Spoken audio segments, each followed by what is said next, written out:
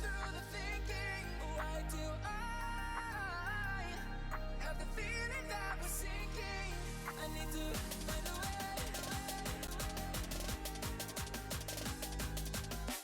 Find a way. Find a way. Find a way out. Find a way. Find a way out.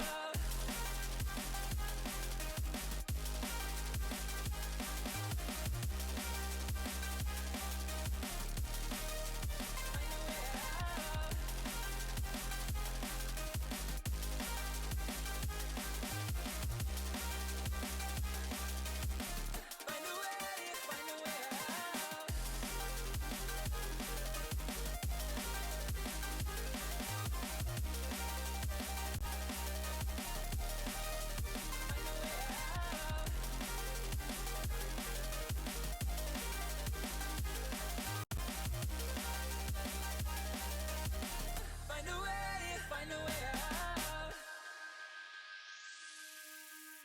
What's all this for? It's got me turned around, but I can't ignore the feelings that I found in this whole damn thing that we got going. You hold the strings without me knowing. Why do I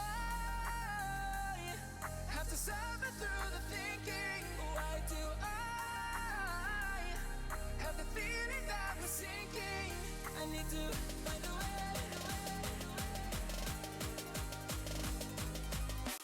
Find a way. Find a way. Find a way out. Find a way out.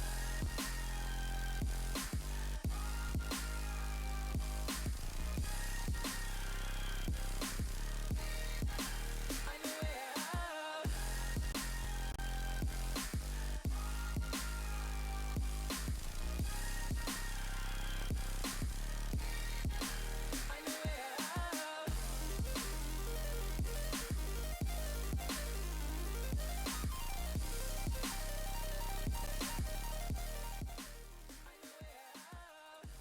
Howdy, howdy, everybody, and welcome to Canada's Casual Competition. My name is Canopit, and alongside Improbable Blob for today's competition. Blob, how ya doing?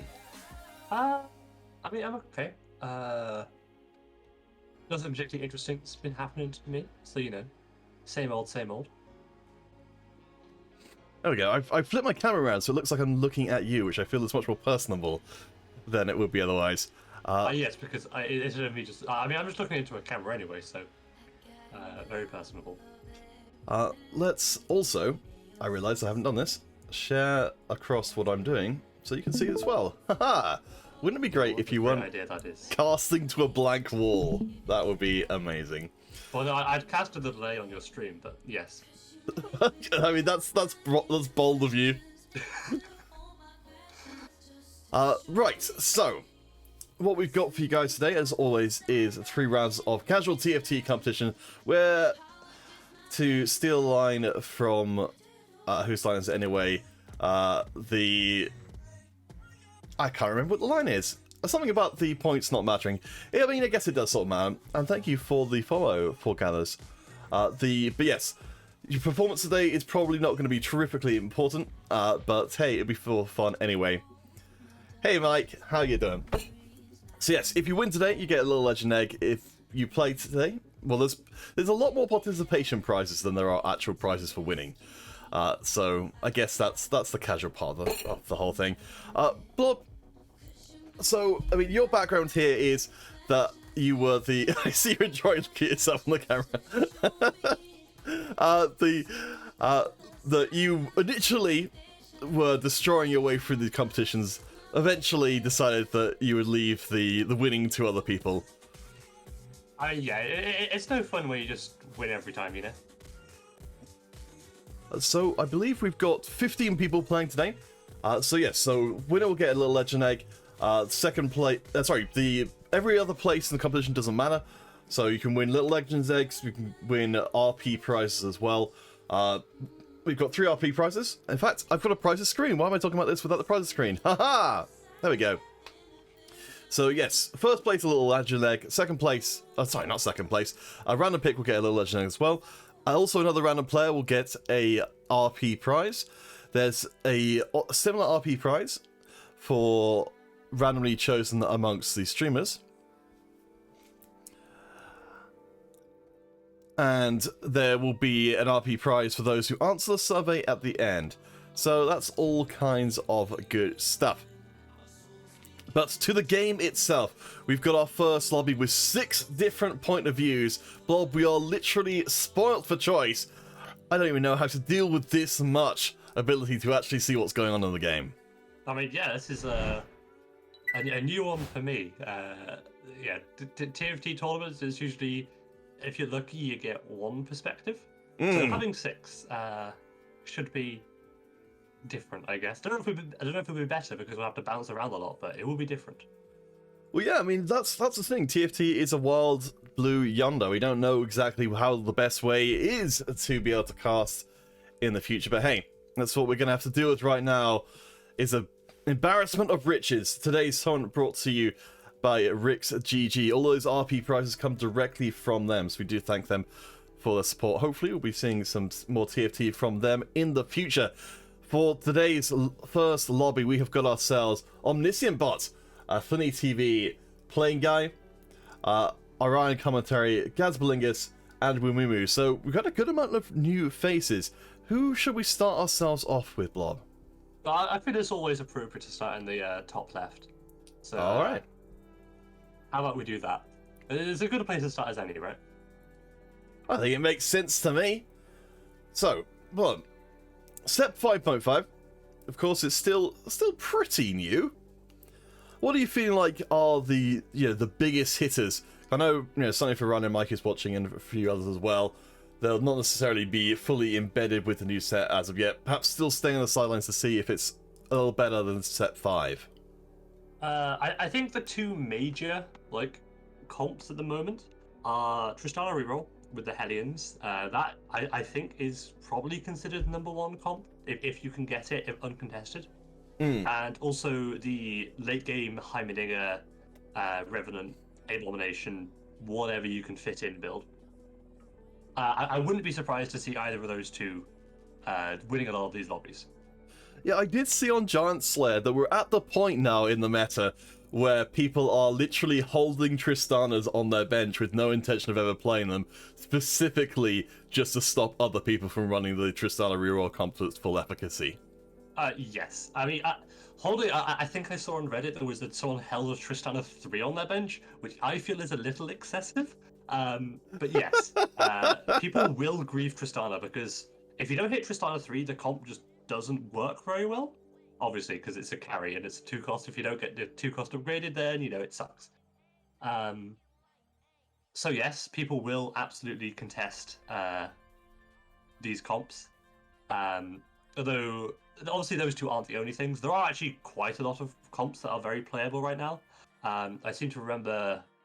I don't remember. This morning, I saw Kyun posted his top 5 comps, which actually had 9 comps in it. Nice. So there's a good variety of comps that can be played, and I think even his list was missing a few as well. And one of them is what we're seeing on this board looking towards skirmishers or sentinels. Both of those are pretty common things to be going for. And I want to mention that this positioning, it looks a bit weird, doesn't it? Everything all on the second line. I really like this positioning, actually. It's specifically because Sentinels want to have everything be attacked at once because of how the shield works, right? It bounces between lowest health targets. So if everything's taking damage at once, the shield gets lots and lots of value. So this is a really good decision by Omniscient Bot. I think that's who we're watching, right? Yes. So just doing some admin-y kind of stuff. But yeah, no, it's so this is, as I say, I guess to get a little bit further into this. So I think it's taken people a little while, just because of the way the Sentinel stuff is worded, to sort of to fully realize, oh, yeah, we need to optimize this down a little bit further. I mean, as we look around the place, we are actually seeing some interesting stuff come in, and I noted in particular, though I didn't actually catch which player it was, Maybe maybe we can find it. The chances are we can find it. Yeah, well, we got 5 working perspectives. Let's see. Okay, no, it's not one of them. That's too bad. Unfortunate. So, alright, so who have we got? We've got Takeshi here, and they've got themselves Legionnaires. So, if we're talking about stuff that's new, Legionnaire getting a fairly substantial change to now have Omnivamp. So, lifesteal from abilities and from everything. 50, I believe at 15% from just 2 Legionnaire. Yeah, I forget the exact numbers, but it's there. I actually find it's kind of low. Like on 2 Legionnaire, like I've seen like Yasuo's like be healing for like 35 HP per hit, which is still quite a lot. It's reasonable, and you know it means you don't always have to have a healing item on them now. But it's not a these things are just going to lifesteal through everything ever, and there's nothing you can do about it kind of healing. So, you know, it is a change, and it makes a big difference to, I think, especially Draven, right? Because now he really doesn't need a healing item because he does so much damage. Well, so to touch back on what I was trying to get to before, Khorne, that's the player with the assassin setup here. They look like they're doing relatively well. You can see the Nocturne, when attacking a single target, gets to attack a lot and heal a lot, but it's not as good as a skirmisher Nidalee who can just dodge a lot, I suppose, instead. Yeah, well, yeah, it doesn't matter how strong your unit is if none of its attacks hits. Which is why I think people just don't like Nidalee very much, because she can be kind of obnoxious like that. But yeah, that's just the game, isn't it? Oh my gosh. I mean, I remember when they first took dodge out of the game, initially, because I think it was like a World Championship or something where Jax, who was the main proponent of dodge, would just like dodge like 10 auto attacks in a row because of RNG. Yeah. I mean, well, they had a lot of dodge in the very first set with not Hellions, Yordles, right? Oh gosh, yes. So yeah, Nidalee is nowhere near as bad as that. But I think they have worked out that all this dodge is a little bit obnoxious to deal with, at the very least. Yes, it's one of those things where, like, functionally speaking, well, we won't stick around too long on this, because I know this is probably not of interest to a lot of people. But sort of functionally speaking, it's just an HP increase with some outlier cases where you end up in a, where someone just never gets hit for like half an hour. Anyway, let's have a look around. So we know what's kind of going on here with Omni. Despolingus, they've gone for Hellions, so we're talking about the idea of Tristana reroll being an option, or a very strong option. It doesn't look like Lucas here, the Despolingus has got the item set that they would need, though. Absolutely not. This is clearly very AP item setup focused. They've got a blue buff and a death cap, which is a little bit unusual because blue buff is kind of not really a preferable item. There are, I think, 3 good units that use blue buff, and 2 of them not even that good. Those being Brand, Karma, and Gwen. Brand and Karma are kind of just not very good units. I mean, Karma's okay if you can high roll, and obviously Gwen's very good. But blue buff on something like a High is terrible. It's not great on Vel'Koz. It's okay on Teemo, I suppose, actually. So, kind of curious what direction Despolingus is trying to go with this. Yeah, well, I mean, right now, Despolingus is on the bottom of the table, and that's going to be disappointing considering that they slammed 2 items early on, now up against Khorne with that pile of assassins, which you'd imagine on paper at least should have a little bit of a harder time against the endlessly respawning Hellions. There is an end to them, but it takes a while. The Ziggs getting taken out early on does mean that'll be another loss, so the playing guy is going to be competing with Despolingus for lowest HP, but notable that Death only has a 2-loss streak going into Krugs, when presumably they've lost nearly all of their rounds. Oh, you can see that the round they won obviously was 2-3. And yeah, it always sucks when you're like, okay, I'm weak, I want to lose streak, and then you win one of the rounds. It's a huge dip in your economy. I think somewhere around 8 gold, which sounds like more than it should be, but I've done the numbers and it is quite a lot. So yeah, probably actually beat the Plains guy, I'd imagine. That's the only other person I could think of that's low. So yeah, they're going to really have to work to recover all this money. Gosh. So, because we are spoiled for choice of so many POVs, we can actually take a wide... This is going to be a very strange experience, as we can actually take a wider look at the game itself and start talking about how people's comps relate to each other and things. Which is not something we really ever get to do. So, let's try that. Let's give it a go. Who should we look at next? So we've looked at Omniscient Bot and Gadspalingus. We've got 4 more POVs we haven't even taken any time with. I mean, it's kind of hard to tell what really people are doing. I think there's a Yasuo in the bottom middle, which would be interesting to look at. I think that's someone we've seen already. Oh wait, no, so that it is someone we've seen already. It's Gadspalingus who's just made a change. Okay, well... okay, these are weird Yasuo items. Yasuo's mana is fairly low, so blue buff isn't that bad. So as pivots go, this is better than the Ziggs. As you can see, they're actually winning rounds. Okay, so this is definitely going to be a mid-stage pivot. There's no way they're playing Yasuo with these items. But yeah, they're definitely going to be AP focused for sure. I guess I chose the wrong one given that was someone we had already seen. Yes. But it's some new information, so I guess it's sort of Nightbringer. I'll call him Nightbringer TBC because we don't know what they're going to end up with. Flinny, who I think we did just see there, who's I think messing around with their settings. Oh, that looks very frozen. It seems. Oh yes, it does look a bit frozen, doesn't it? I don't know what's going on there. I think they're having a bit of trouble with the game capture, so we'll leave them to it for the time being. So what's the playing guy got for us? They've got Draconic. Interesting. Okay, this is probably the if you can get Draconic early, it's incredibly strong. I don't know how long Draconic has been had for, but the fact they have Zyra too means they've probably had it for a good while. And yeah, the money they get from this is always really good. You can see that they're 50 gold. They're sat here pretty comfortably. They are low on HP. However, with the blessing now, losing HP is, not really that bad. You can just afford to not be that healthy as long as you spike your board hard enough. Yeah, we'll have to keep an eye out for whoever does hit that 40 HP first, because everyone will be getting the same blessing, so we can use that to make an assessment. But based on what we've got here right now, so we've got Brawlers, we've got a couple of Spellweavers in there. We've got a good setup on the Zyra, which can hit pretty hard, but I guess, like here against Deathbalingus, if the opposing team isn't lined up perfectly, which I guess they kind of are here. It's actually not a bad lineup, right? You hit 3 units, I think it was.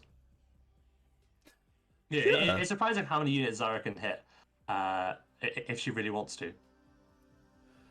Yes, because let's have a look at how the playing guys set up at the start of the next round, as they did take a loss, but not a serious loss. Oh, yeah, well, it's a perfect loss even. Taking 4 damage, I think it was there. I think you'd be pretty happy with that as someone who's trying to lose streak and just eco up.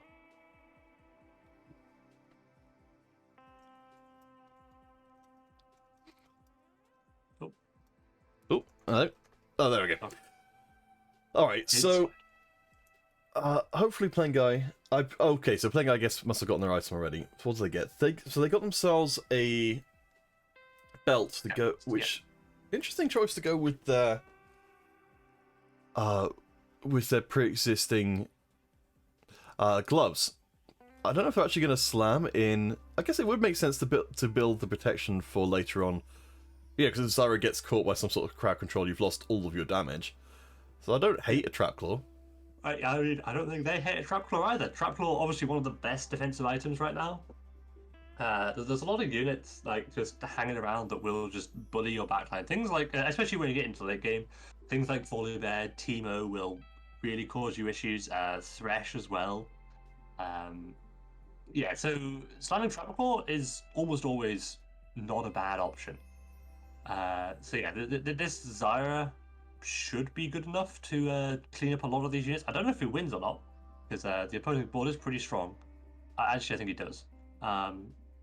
So yeah, I mean, the trap claw didn't make any difference, right? The shield is unpopped. But as a later game thing, this is definitely a good thing to have. Yeah, I like what we're seeing. So Flinny, we got a chance to glimpse of what they're up to there.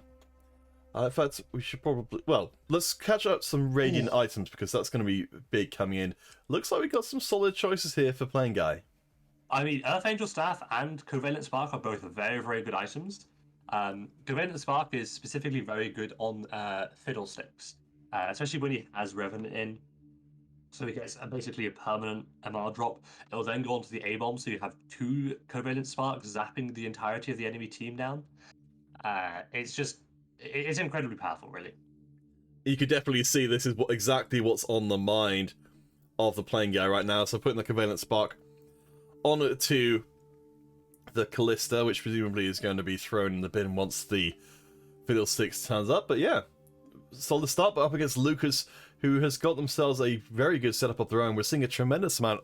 If things haven't changed, I believe we've got 3 different Sentinel Skirmisher players in the lobby right now, and Lucas being one of them, who's pretty freaking strong. Yeah, pretty strong. That Aurelia especially looks like it's unkillable. I think it has Radiant Titans on it, which is just an insane amount of stats. Like, how much do you...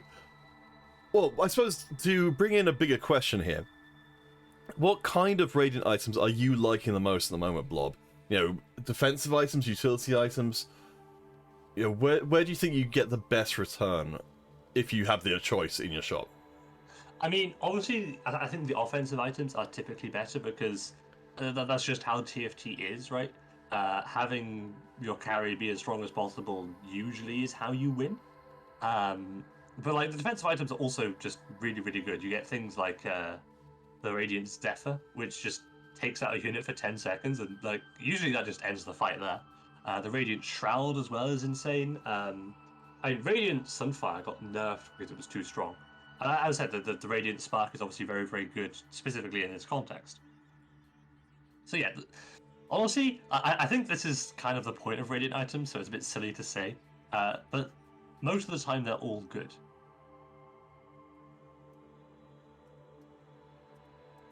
So let's see. So Chidex. So we have got a player who is playing Tristana reroll. Yeah, absolutely.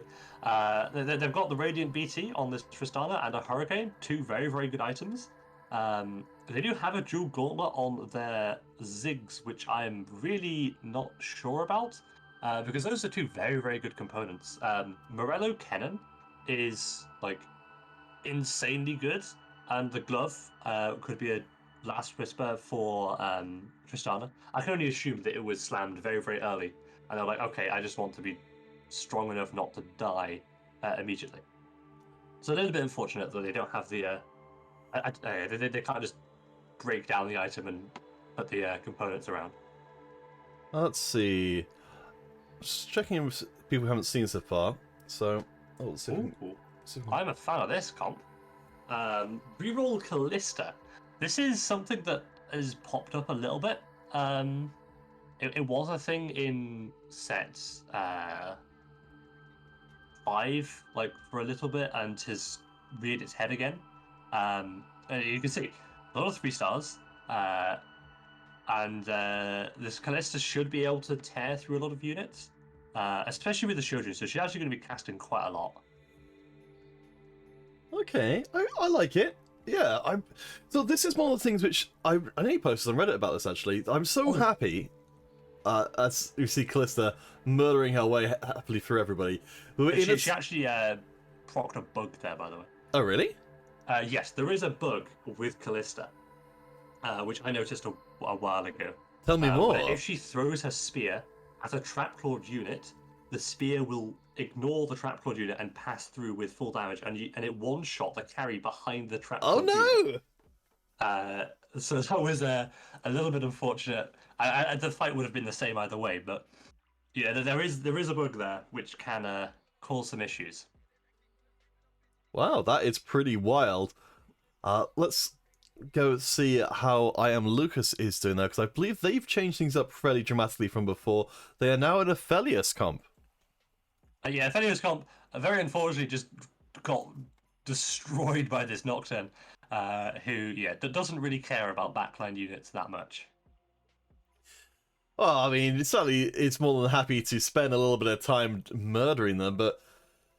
So, we've actually got at least some idea of what everybody in the lobby is running. So, based off of the scoreboard you can see in the bottom left-hand corner, Blob, and what you've seen so far, how are you feeling like this lobby is shaking up? I mean, I feel Aphelios is tricky to play. He does have Aphelios 2, which helps a lot. And also is fairly healthy. However, I think the items like you really want to play to get that huge cast off where you just one-shot the entire enemy board. So I think despite this Aphelios being fairly healthy, it's probably going to get at most fourth. Tristana reroll, I think, is almost guaranteed a top 2 at this point. As I think, well, if the Draconic player can hit the Draconics properly, then I think they will also pretty easily get a top 4. No, not the Draconics, the Heimerdinger. Everyone else, could go anywhere. Like, there are 2 Skirmisher players, like, if they just don't hit Jax or Lucian or whatever they're going for, then, they're going to bot 4. The Assassin player, Assassins kind of very much rely on both Nocturne 3 and also getting Assassin Spat. So, honestly, I think this lobby is fairly volatile apart from the Tristana reroll player. Well, yes, Chidex just hitting Tristana 3 is bad news for the rest of the lobby. We can see the Aphelios here is doing a lot of work, especially like Gwynsu's is stacking up, but I think the front line's not quite there to give Lucas's Aphelios time to murder their way through the entire opposing team. Yeah, and you can see that the Aphelios cast was tickling these units. If it had a Deathblade instead of the Hurricane, maybe this the cast would have one-shot those units. But so sometimes you just don't hit any swords, and that's kind of what's happened here. So you got to make do with what you got. Although I mean, the rest of the board is not bad, right? You've got a decent front line, decent back line, so maybe this can work out. We've got Ironclad Spat being redeployed there. So we've got Ironclad 3. So we've got ourselves a decent setup, but you're right. We have virtually no defense at all for Aphelios. It seems like I Am Lucas is basically chucking in those rounds where Nocturne lands on Aphelios and saying, okay, I'm not going to win those anyway, so I might as well just build my formation to give me the best chance against the comps that do run things front to back. Absolutely. And you can see that they're against this Tristana reroll player now. They're actually doing pretty well. Okay, I'd probably take back my statement earlier. Actually, I don't know. They're one away from Kennen 3. I was like, oh, the Kennen didn't get any cast offs, so they just lose. Actually, I do take back my statement. I think that the Tristana player is actually playing Hellion reroll slightly incorrectly. Because I think they're playing Kled on their board. And Kled is actually probably the worst unit you can play in that comp. Weird as it sounds, he's actually really bad. Okay, well let's check in the lobby overall. Sorry, just getting a little distracted with admin stuff. The playing guy. Let's actually go and check out their POV. Because they're currently at the bottom of the lobby. They have transferred those AP items across, so just as you predicted, we've got that Fiddlesticks there, along with what is now Vel'Koz holding those AP items. So it seems like we've got a pretty ideal setup here. We've almost got a 2-star Volibear as well. As we've got Abomination 4, so I guess... Do we see a Callista coming in to make Abomination 5, or is that just not worthwhile? You never play Callista here. What I am surprised by is the fact that the Planeswalker hasn't just swapped out these Volibears, because you could have another dual Gauntlet on your Vel'Koz. And that's a huge increase in power, having another item just there. Obviously, maybe you'll hit something here, and that'd be nice and all. But I think just, getting the items you need would be useful. Obviously, it doesn't matter in this fight because they are significantly stronger than that Aphelios. But still, I'm very surprised that they're keeping this Volibear in with the glove when the Vel'Koz just needs a third item.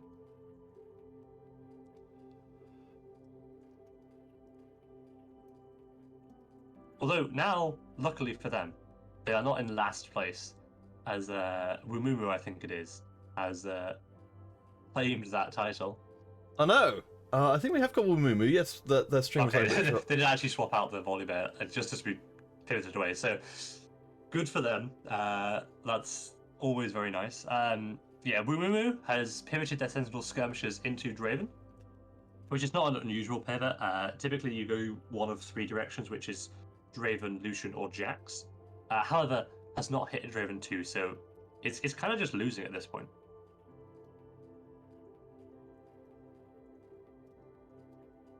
All right.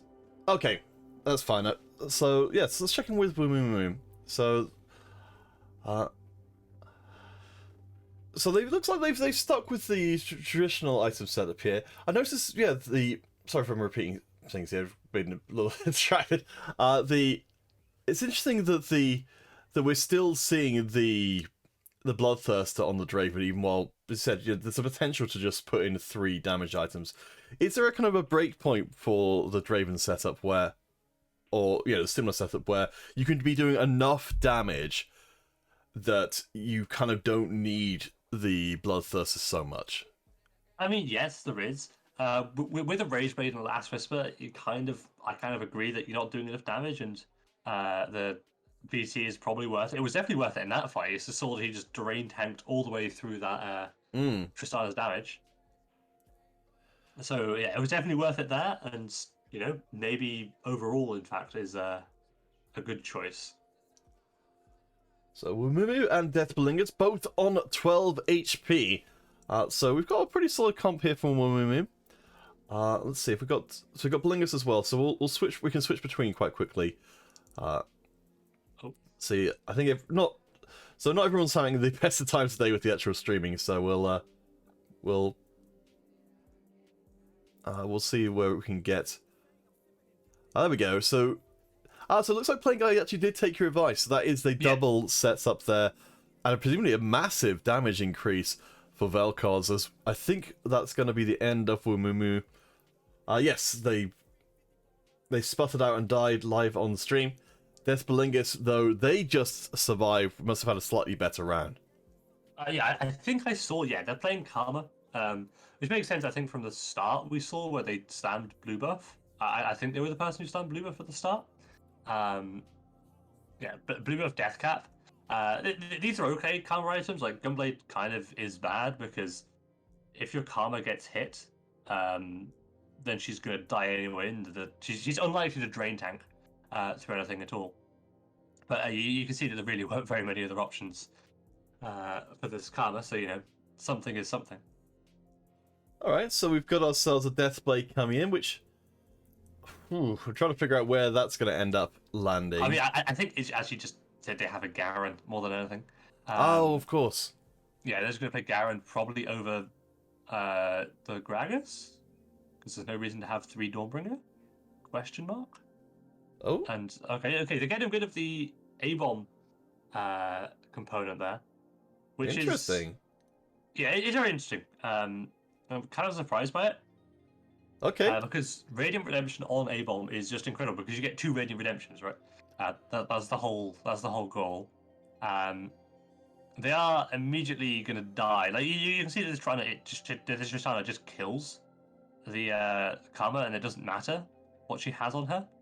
So yeah, it's a little bit unfortunate. You go against basically the strongest person in the lobby probably at this point, and yeah, you're gonna just die.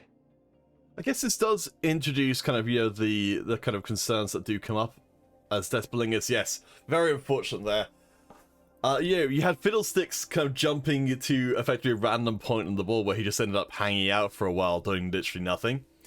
And you also had Karma getting taken out directly to the face. So it really felt like that was one of those things where I don't know if it was a correctable positioning difference, but it was certainly a painful one.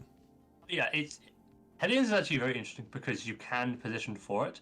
You can see that I think the Hellion player has actually kind of hedged their bets and put everything in the middle. But Tristana jumps to the opposite side of where she started. She targets the furthest enemy.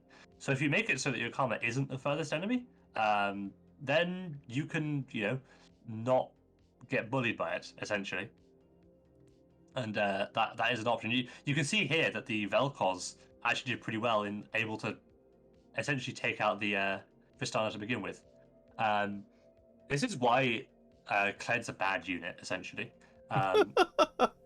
Unironically, Cavaliers do not work with Hellions because it just messes up the positioning. Typically, what you want with Hellions, especially into Vel'Koz and Lucian, is you want Tristana to jump behind them so they don't get blasted in the face. So what you want is you basically backline everything so that they have to walk forward. However, if you have a Kled and you have Cavaliers in, the Cavaliers will just charge forwards, and then their backline doesn't have to walk forward, and you just be sad. Also, that's an Aphelios 3. So yeah, that's why I was saying Kled is bad. Well, he doesn't even need the Nico. Wow. Okay, just hold a Nico on bench while you have an Aphelios 3. It's all right. Well, I mean, this is what happens, I suppose, when you go for those uncontested comps. Is, sometimes they'll just natural into your shot. But hey, good job. If we were thinking that Aphelios lacked damage before, they should be okay. Though they don't have any Nightbringer at all, so no damage amps. It's just down to raw attack speed and a very sturdy 4 Ironclad front line, which won't necessarily do the best up against all this AP damage. Absolutely not. Although I think Aphelios is probably fine. Like, he does get bullied a little bit by the trap claw, so maybe that'll help. And all the CC. Oh no, he one shots units anyway. Oh boy, it's close. It's just so much damage. Hey, Plague Guy stays alive. So we've lost Korn and Chidex as well. So we've got now Lucas and Plague Guy on single-digit health, while Flinny is riding high at the top. Let's see. I think we do have. Do we have Flinny POV? No, we don't. I think Flinny was the one who had issues. That's right. Flinny did want to provide their POV, but they couldn't do it ultimately. So hopefully they'll be able to do it next time.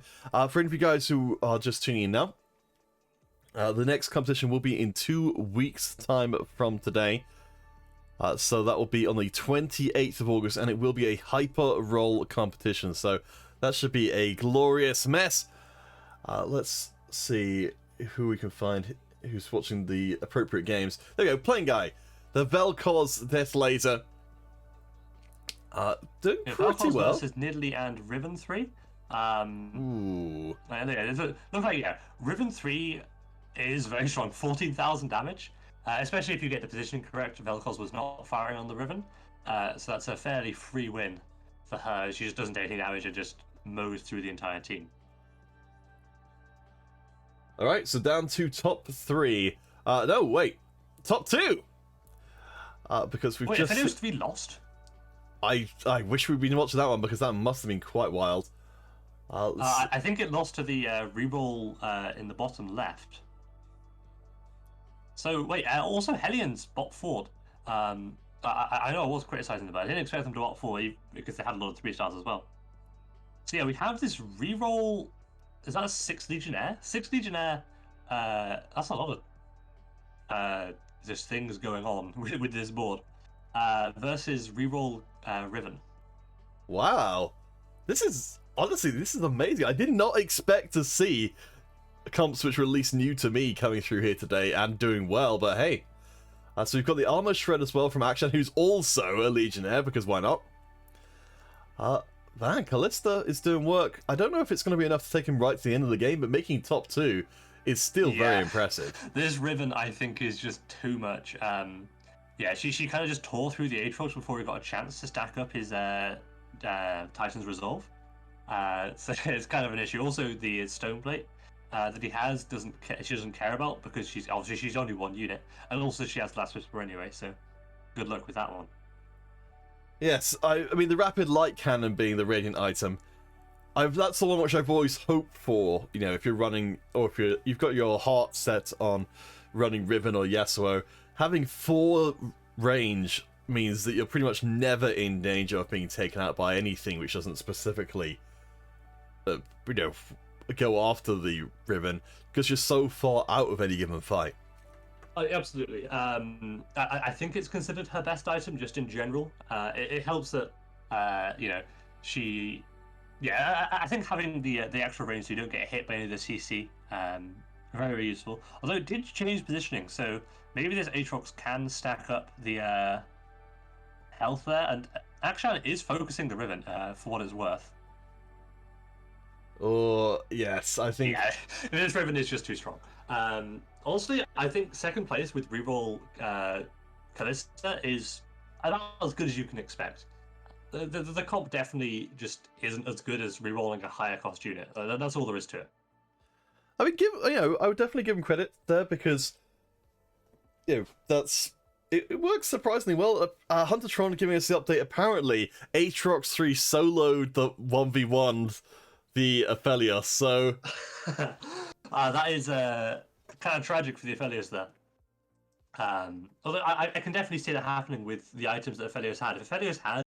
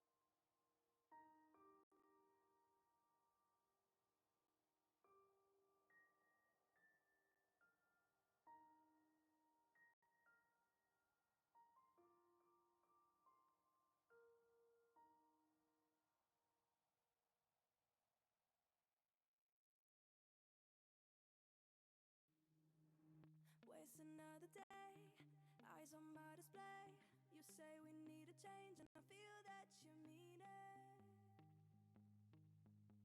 You mean it. But you're so right, we're losing track of time, buying things online, and it's not like we need them. We don't need them. So can we just slow down? The only thing I'll do is lay here next to you. We need to slow down.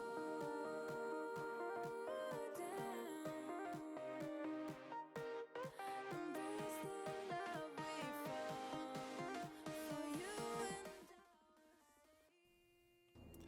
Howdy, howdy, everybody. Let's see if everything's working this time around. Ugh.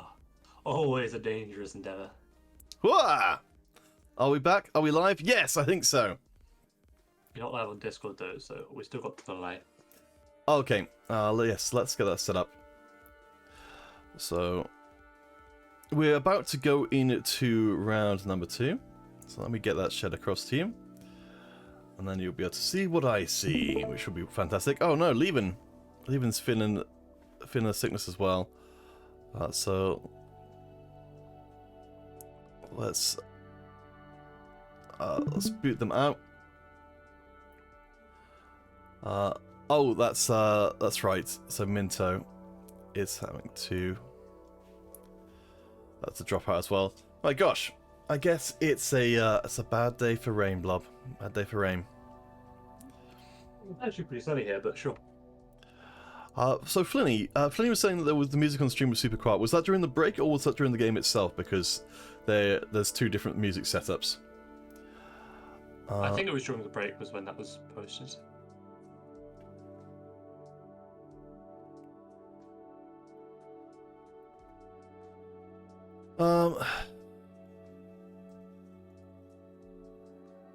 I'm just going to confirm the... Okay.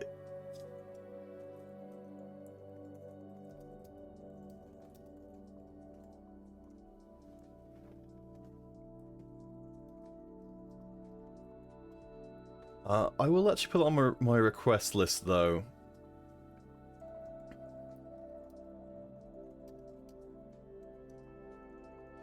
To be able to remake the lobbies.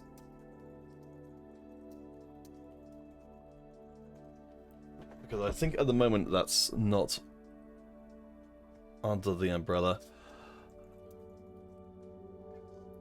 Alright, so let's pop back across the previous two lobbies and let's see what we've got for us. Sorry, if I sound very distracted, it's because I've been pulled every which way. Oh no. So, Blob, what did we learn, as much as we can learn anything from one round of TFT? What kind of meta do we seem like we're shaking up towards here today? Well, a lot of the comps we saw were fairly reroll heavy. A lot of 3-stars, including a 3-star Aphelios, which somehow didn't win. I mean, yeah, there is a lot of reroll in the meta. I think in that specific lobby, yeah, it was dominated by the reroll, or there were 3 reroll players, I think. The Riven, the Callista, and the Tristana. Obviously, the Tristana didn't even top 4. So, yeah, how good even is that? Although, obviously, as I was saying, they didn't play it, I think, as optimally as good, because that's definitely the old way of playing Tristana, which has definitely fallen out of fashion and isn't as powerful as it could be. So what's the new hotness then? So the new hotness for Tristana is you go level 6 at 3-2 and you roll at 6. The units you go for are Tristana, Kennen, Lulu, Misfortune, Thresh, and you 3-star all of them. And it works out pretty well. And if you get a head insight, you can throw in 6 head in at level 7. But yeah, you just sit at 6 and you 3-star units. That's pretty much it. Alright, well, let's see if any of our players do end up doing that as we head into round number 2. Oh, Finley, thank you for the clarification there. Hey, Spinner Jenna, you forgot how many hours behind you are. Oh no! That's too bad. I think we've lost our third POV player, so we'll get Chivanoir. We'll ditch them. No, was it the right person? I think so, yes. Yes, Spinner Jenna, do check out the tournament info page. We'll always have a countdown to when the tournament is relative to your local time, so I always have to use that myself to remember exactly how far away it is, how many Z's I can fit in before then and now. But Spanner, we will be back with another Hyper Roll competition, well, with a Hyper Roll competition, which will be the first one for a while, in 2 weeks' time from today. So sign-ups for that will be going up once I've finished up everything with this particular tournament. So we'll see how things go. Alright, so we've got ourselves, I believe, 5 POVs: Omniscient Bot, Gaz Balingus, Rekert, Playing Guy, and Wumumu for today. Who should we start with, Blob? I feel we didn't see very much of Wumumu in the last game, so how about we start with them? Alright, so what have they got going on? They just hit a double Aurelia. Wow! And, then, we've also got a Vayne too. 4 Vaynes already. There is a reroll Vayne comp going around. Which we won't be able to see because this is an ad. Alright. But there is a reroll Vayne comp. So 4 Vaynes at that stage, you've got a bow already. I don't think it's unreasonable to be going for it. Yes, I've been trying it out myself. I mean, Vayne only recently just got a very small buff to her attack damage, but I guess when you attack as often as Vayne can be set up to do, even a small amount of extra attack damage can make a big difference. Absolutely. So yeah, if they choose to go for that, then that should be fairly interesting, because it is a reroll comp, so it's interesting as reroll comps can be. Depends on what you're into, really. But yeah, that should be something that's fairly straightforward to go for. As we do see a Kha'Zix opener, which barely lost right there, which is a little bit unfortunate. But you know, that's just how Kha'Zix goes, right? Yeah, I mean, you know, if you get in the situations where that Kha'Zix is able to get the isolation damage, it's crazy, as we find a very early Riven. When you've got these Dawnbringers, that's got to be pretty tempting to start now plowing down that route. I mean, absolutely. Obviously, they don't really have a lot of the items that Riven wants. They've got a glove, which is fine. But yeah, the rest of the items aren't great for her. But you know, you can always just find more items, right? So that shouldn't be too big an issue. I suppose. I'd be surprised if they don't buy the Riven and play it over the Gragas. I'm also not sure what the idea behind slamming the glove on the Gragas is, other than maybe just like, oh, I want components on units. But that doesn't give Gragas very much at all. Like, it's a little bit of crit, a little bit of dodge, and I don't think those are going to make a big difference in a fight, really. Alright, so we can check in with Hobo and see what they're doing. It looks like they've gone for the ever popular Skirmisher Sentinel setup in the early going. How are you feeling about Sentinel at the moment, Blob? I feel it's a weird one. Early game, obviously very, very good. No one's going to deny that Sentinel is a very strong early game synergy. However, I'm not sure it's that strong of a late game synergy. Like, it's still pretty good, and Lucian's okay. There is actually a fun Lucian tech now. If you go Radiant Shiv on him, he does massive amounts of magic damage because he now procs Shiv with his ultimate. But I feel that the nerf to Lucian with his HP, meaning you can't just do the whole, oh yeah, I'll only play a 1-star Galio and get Lucian having the attack speed buff right at the start. Along with he procs Cannoneer less now because he does it half as much as often in his ult. So I feel it's kind of not as strong as it used to be, but maybe I'm just playing it wrong. I mean, this is the point which we were going to, I think, talk about a little bit more. But got cut off by exciting things happening in the game itself, is that, you know, in set 5.5 and just generally at the moment, we do seem to be at a stage where people are, you know, actively posting guides on Reddit for new ways of approaching the game, which I do not remember happening at all during set 5. I think it happened a fair amount during set 5. Was it just looking in the wrong places? I mean, well, yeah. I know that a lot of people were being like, oh yeah, this is how you play X comp. A lot of the time it was guides for comps that people already knew how to play, so maybe that's just it. But yeah, I think people have always been posting guides. Maybe it's just it's early set, and so people are you're more aware of people posting a lot of guides. I guess for me, the way which I play TFT is I really love the experimental stuff and trying to kind of find new and different ways to break the game. So the stuff that sticks in my mind, at least, is people finding new and weird ways. Which I think you're right. That's the difference. Is that people are finding weird ways to break the game, like on a fairly consistent basis. Which I don't know if that's a testament to or to the detriment of TFT's set 5.5 design. Yeah, we are still early, so people finding new stuff to play is, that's just a thing that happens, really. I am actually surprised that they didn't pick up the Riven. So clearly don't care about Riven at all. They're also not picking up this Nocturne. They're not leveling to 5, despite the fact they're on a streak. So I am very... Yeah, I'm wondering what the plans are here. If they're, like, just choosing not to do standard leveling, standard buying of things. Obviously, they want money, right? But the question is it going to be worth it to be weaker to get that extra gold? Yeah, well, go away with it this time round, because, yeah, you're right. Given the fact that you're building up towards a streak, and certainly coming into this round, that's some relatively serious money on the line if you lose this upcoming round, and by holding on to your full 30... I mean, you guarantee, I guess, the 3 gold interest, but you've got the potential of going up against Flinny, who is undefeated, and of course, on a win streak as well. Obviously, if you're just like, oh yeah, I beat everyone apart from Flinny, so there's no point leveling for Flinny, I may as well just hope I don't roll into them. That's fair enough. But yeah, you might go against Umumu, who maybe can beat you, although maybe not if their units just absolutely grief their positioning there. Yes, everyone's all split up nicely for Kha'Zix, who's the main damage dealer, to get through and murder. Though, Vayne... Oh, I thought for a second Vayne might actually get enough attack speed off. Well, I mean, there is still a Diana alive, so maybe that'll make a difference. It's an almost full health Diana as well, so... Not doing a ton of damage if the ult comes through Kha'Zix. Here, right? Oh my gosh! I mean, that's too close for comfort for me. Yes. That Kha'Zix was probably sub 50 HP right there.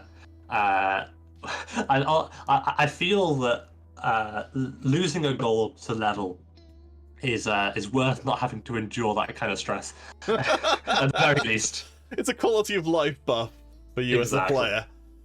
Alright, so we've spent a while with Lucas, so we kind of know what their deal is. Well, I guess, to be fair, their deal is yet to be revealed. So we've got plenty of other players we can check in with. So we've got Gazbalingus, who's got themselves a Skirmisher Hellion setup, so a bunch of stuff. Rekert. I wish we could have a way sort of to pop out these guys to sort of mid-sized views so we can see them a bit better. But let's see. So Sentinel. Uh-oh. Are we going to be seeing more? I don't know if this isn't the item setup, is it? I mean, this is an okay item setup. However, the thing here is they've already leveled, right? Ah. You can't reroll 1 cost having pushed the F key. So yeah, like this is just an item holder, 2-star Callista. Obviously not a bad unit. No longer bugs, which was always super obnoxious in set 5. And it's just been like, okay, yeah, I've got some units, I'm just going to play them. And yeah, that's not an unreasonable way of going about the game.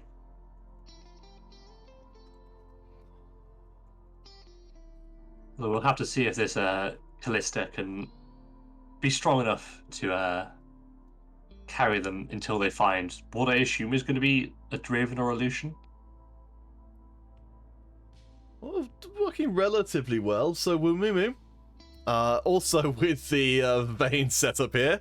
I think they're the same person, the other Vayne. Oh, they were the same person. Oh, that's right. We can see they've got a couple of Vaynes on the bench as well as some other Forgotten units. So wait, they read 6. Okay, so they're clearly not going for Vayne in general then. It's just an item holder. Okay, so I guess Forgotten is a reasonable assumption, though. As to they're definitely playing Forgotten, at least for now. Okay, well let's see if we can actually check in. So Wumumu, not going to grief us with adverts anymore.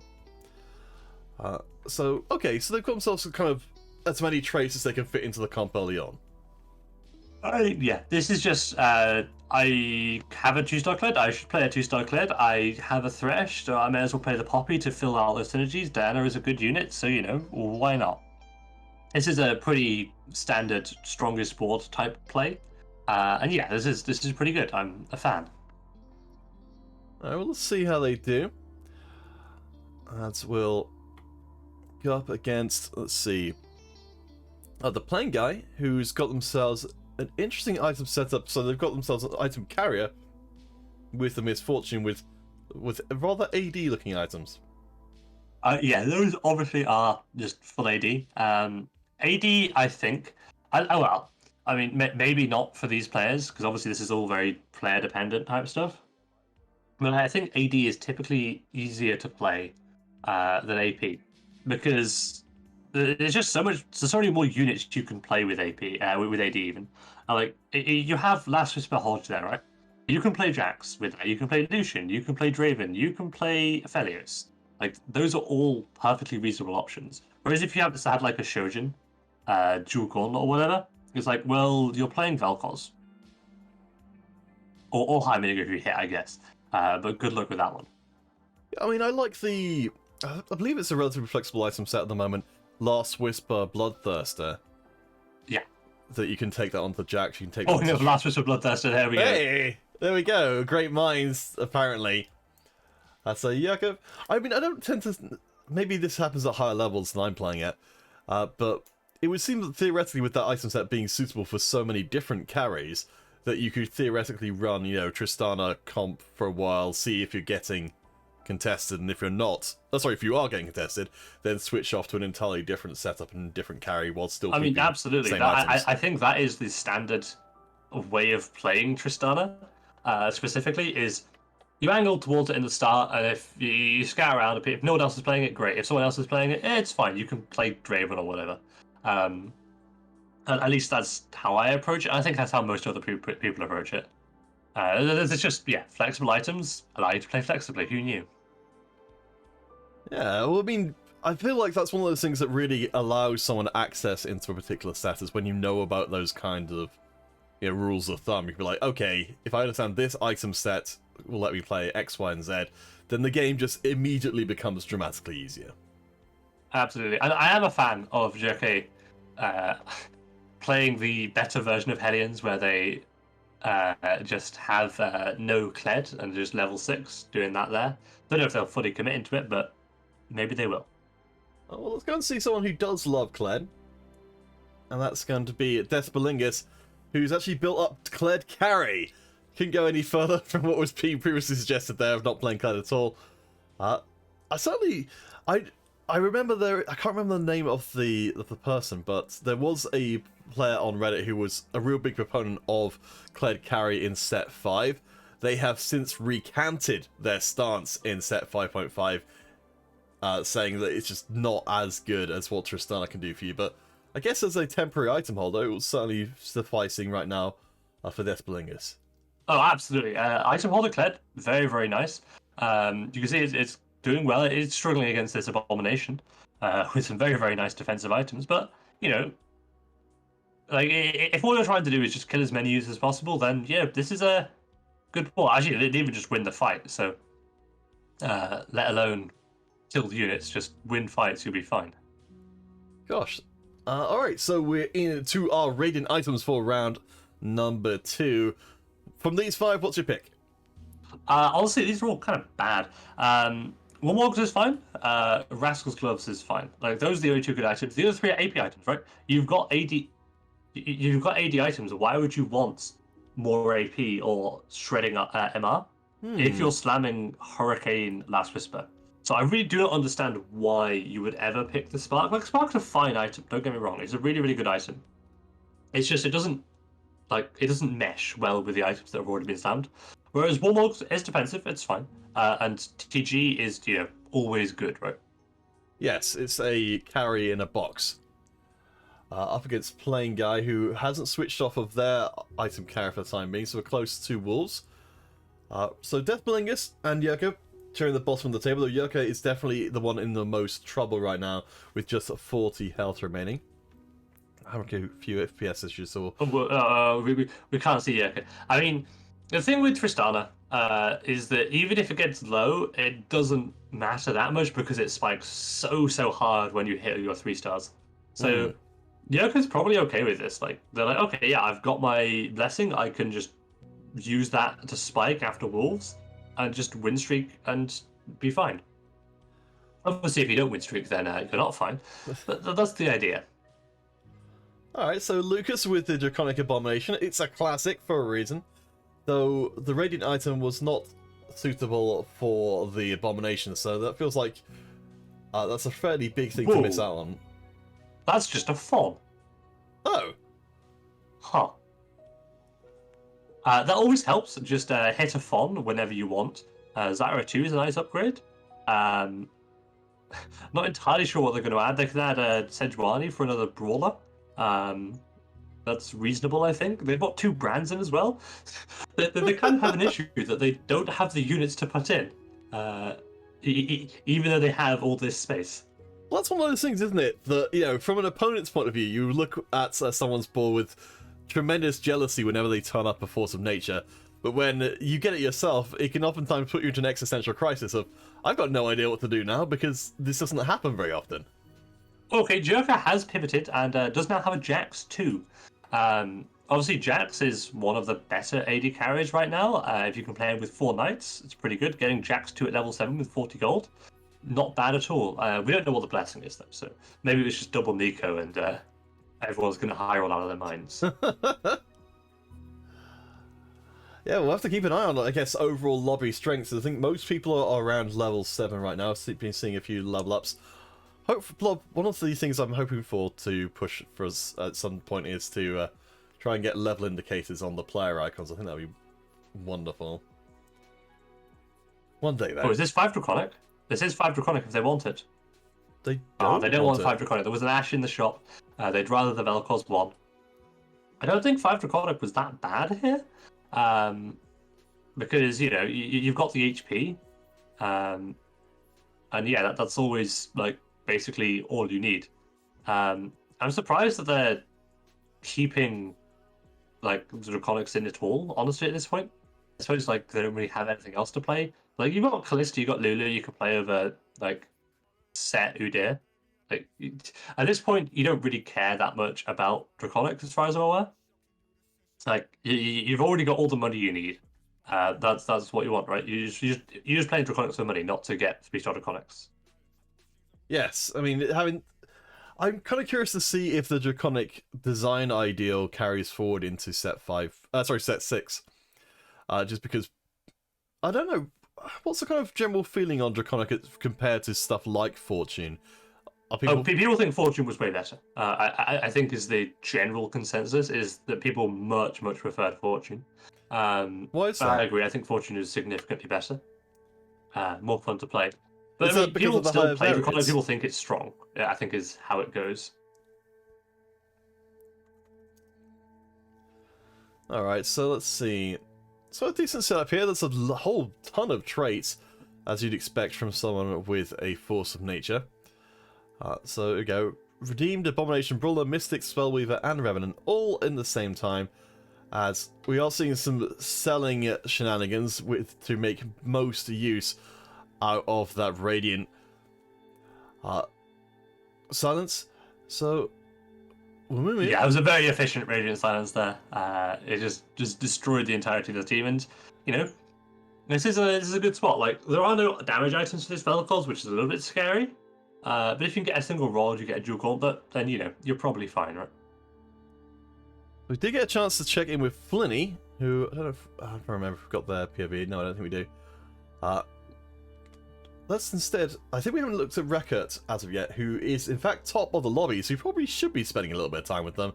They have gone for Sentinel Skirmisher, and they've got themselves a very early Akshan. Yeah, that is incredibly early, and some very good. Oh, this is the Kalista player. Yeah, obviously they weren't playing Kalista fully as we expected, but yeah, finding that Akshan early, very good items on him. If you can get Akshan 2, it's very easy to manipulate the Sentinel buff onto him.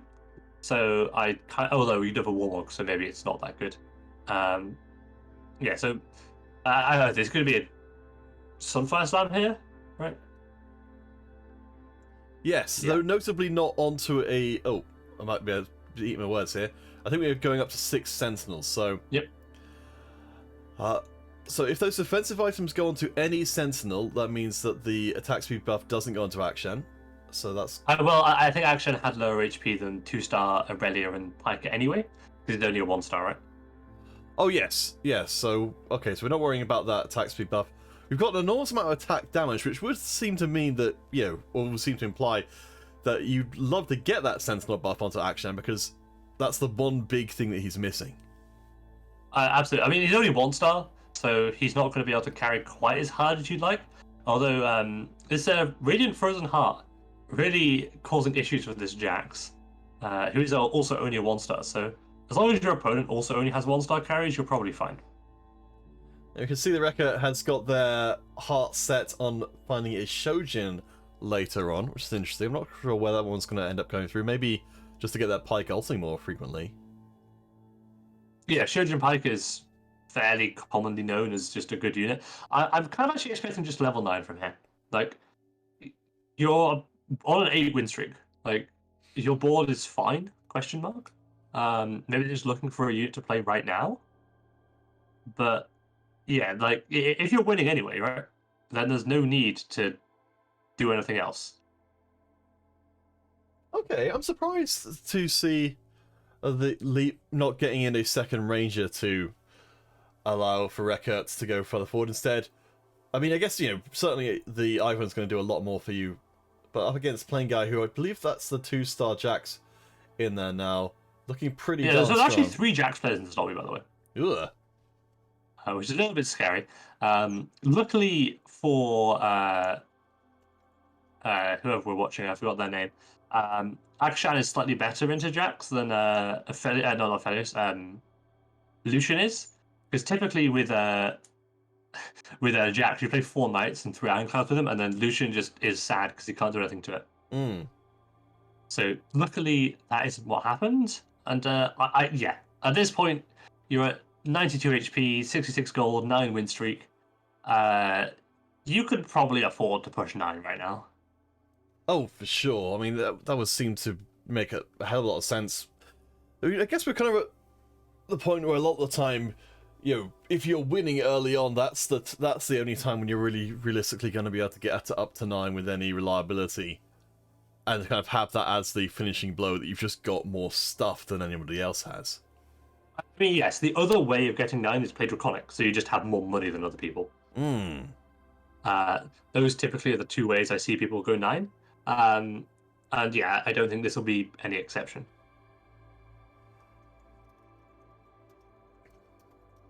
All right, so I mean, this looks fairly stable. They're probably going to roll down at 5-5, if not 5-2. But 5-2 would be very, very likely to be rolling down.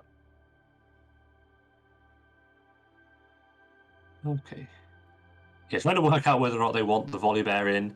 I think Volibear is probably better than Nautilus right now, just because the CC for Volibear is just so strong.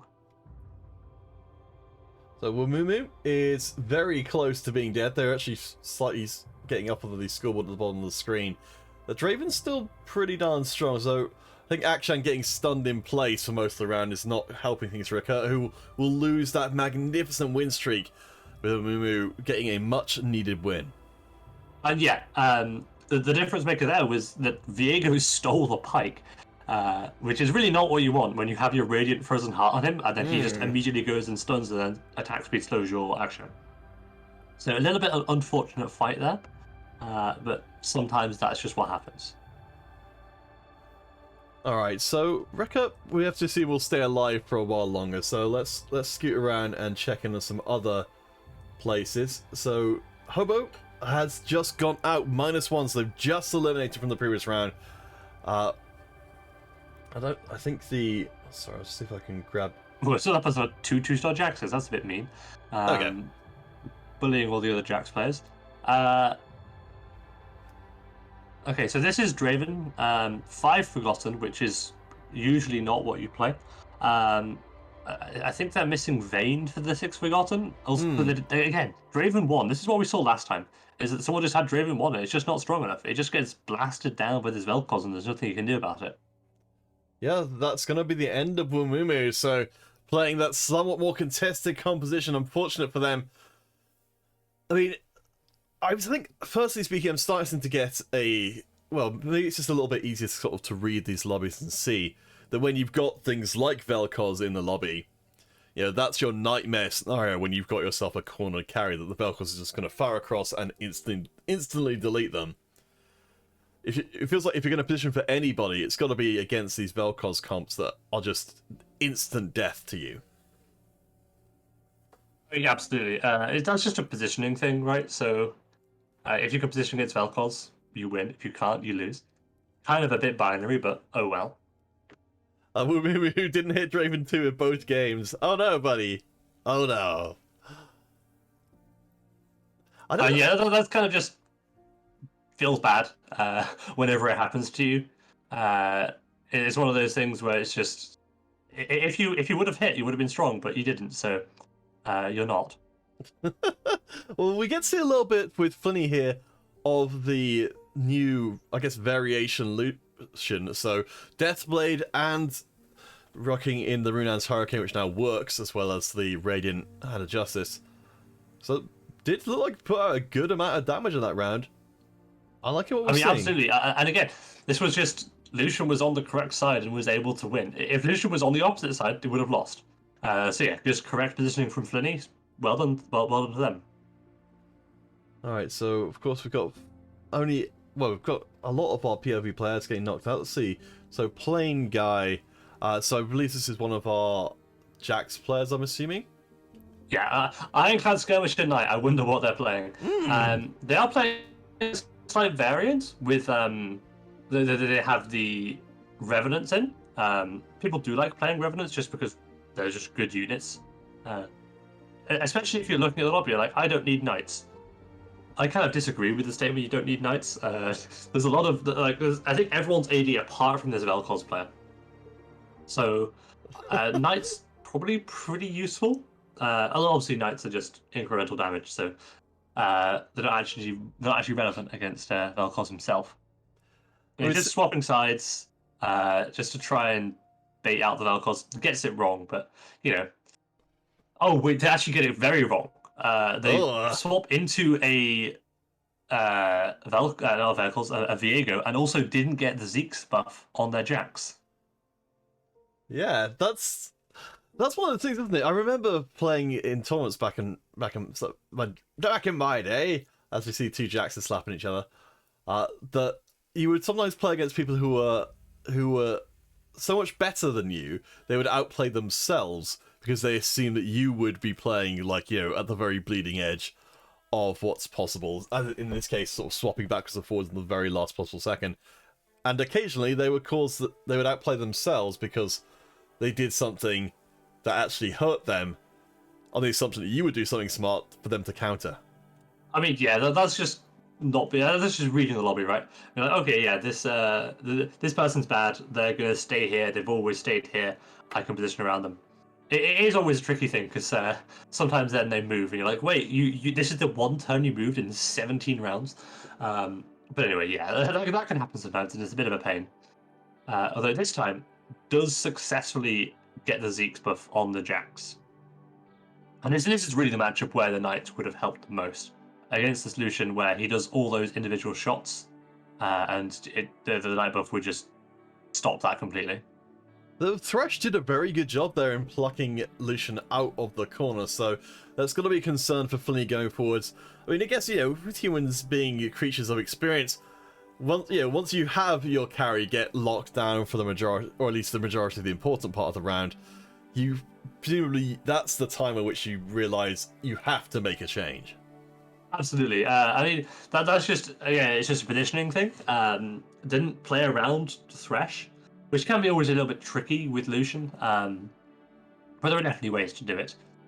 So yeah, it's just, play around people's positional things, and maybe you'll be slightly better off.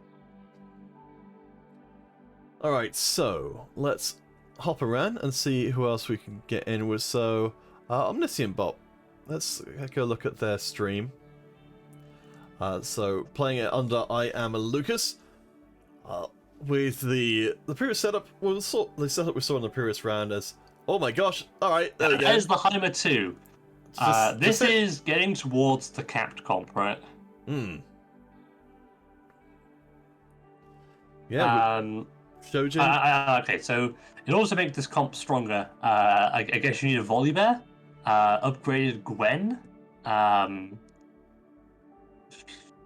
probably take out, just actually I'm not sure what to take out. Maybe maybe it's just the set. Although what won't help is again getting Frozen Heart Plague. There seems to be a lot of that in this lobby. It's the new coldness. Indeed. Yeah, that was definitely a tech in set 1 from what I remember. Oh, yeah. But yeah, this Heimerdinger has incredibly good items. People can argue about whether Archangels are better than Deathcat, but honestly, they're about the same because the Heimer only casts twice, so really it's very, very similar damage. Yes. Heimer 3, question mark? Well, Flinny just being sent out there, which was, that was pretty surprising. I guess it does feel like, and correct me if I'm reading this wrong about how the game is at the moment, that there does seem to be quite a lot of a stat check going on, in that there's so much damage coming in from either AP sources like Heimerdinger or really heavy AD sources like Lucian, that a lot of times the rounds are being decided purely on who manages to keep their carry alive and fighting for the longest. Yeah, it seems about right. Yeah, you can see that here they're against a 2-star Akshan, who did actually get the shield right at the start. So, this is kind of just stat checky. Like, can you survive the Akshan? No. Can the Akshan survive you? Yes. So this is just a fairly free win for the Akshan here. Well, actually, has locked himself. He's locked himself behind his own units. Yeah, he doesn't even need to play the game at this point. Oh my gosh. Feliz bemoaning their lack of Last Whisper into 3 Ironclad players, and yeah, I think that's one of the things that's really important. It's tricky, isn't it? When you know that the Ironclad is going to be as popular as it is, then it has to play into your overall game strategy of can you afford to tank some rounds to get those early item priorities? And then I guess maybe it still doesn't happen. Yeah, there's a reason why everyone goes Last Whisper on AD carries. It's just Ironclad is there, and if you're not playing around it, then well, that's kind of your fault, isn't it? Maybe a little bit harsh for a casual competition, but hey, we certainly can see the results. So Playing Guy, they have got themselves a Last Whisper and a pretty nice setup, though. They are relying on the Hand of Justice to keep up their Jax rather than a Bloodthirster, so a little bit more vulnerable to getting bursted out. Doesn't that happen this time, though? So, it doesn't happen this time. He actually manages to tank 2 Heimer shots there. Won the 50-50, really, I think, on the roll of the Hodge. But, sometimes you win 50-50s, and this is one of those times. So I presume that what we're seeing from Rekka, I guess that's, we can go and confirm for ourselves. What a wonderful idea. Is we are seeing the mathematically correct Sentinels being played here. Correct. You can see very deliberately, like the level 9, they've hit Akshan 2. There's no way they didn't get enough Gallios to have Gallio 2. And Gallio is the only unit that has more base HP than Akshan, right? So he's just sat there as a 1-star. Other units are doing the tanking for him, I think. I'm actually not sure what it has. I think it's a Rel. Yeah. Got a Rel and a Nautilus. They're pretty tanky. Is relying a little bit on the Pike to do some tanking for him, like effectively with the Frozen Heart. And Aurelia 2 as well. So, yeah. Akshan gets the buff at the start. Incredible amount of attack speed. And, yeah, it should be enough for him to tear through everyone, as it seems on this 5-win streak. Alright, so 3 left. Lucas, Playing Guy, and Rekka up at level 9 with all the power they can possibly handle. I like that they've changed their setup now so that Akshan doesn't get caught behind the 2 carries. It's going to be tough, though. We've got a nice shot across with the Shroud hitting Akshan, so slowing down the eventual stacking up of that Deathblade. Yeah, if Akshan gets CC'd down here and blown up by the Heimerdinger, then he can definitely lose. Like, he's not invincible by any stretch. I do like Akshan's design. As much as, it evokes memories of Samira from previous sets, it feels like it's a lot healthier that Action's kind of providing damage across the entire board rather than just obliterating a certain area, which Samira was doing before. And yeah, you can see there, he actually lost to the Heimer in the end. And it was a deliberate loss to get this fancy Thieves' Gloves, which got some pretty good items there on that affiliate. Oh boy! Oh, RNG. I mean, I personally do like Thieves' Gloves. It feels like it's a fun way to play the game. I wouldn't mind seeing more items that kind of change between rounds to kind of force... I kind of feel like it's generally a nice way to kind of force people to keep engaged with what their team is doing.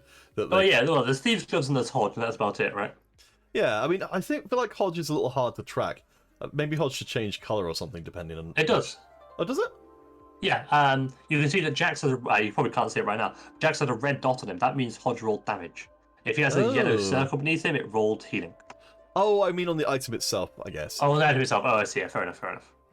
Yeah, I mean, yes, I think you're right. But we can see here, for the playing guy, their setup is just not being able to deal with Akshan at all, and will get obliterated. I think that might be the end of things. Oh, Lucas... I mean, Lucas is still going, but they do actually win. So we do go to round 7, which is quite deep into the game, really.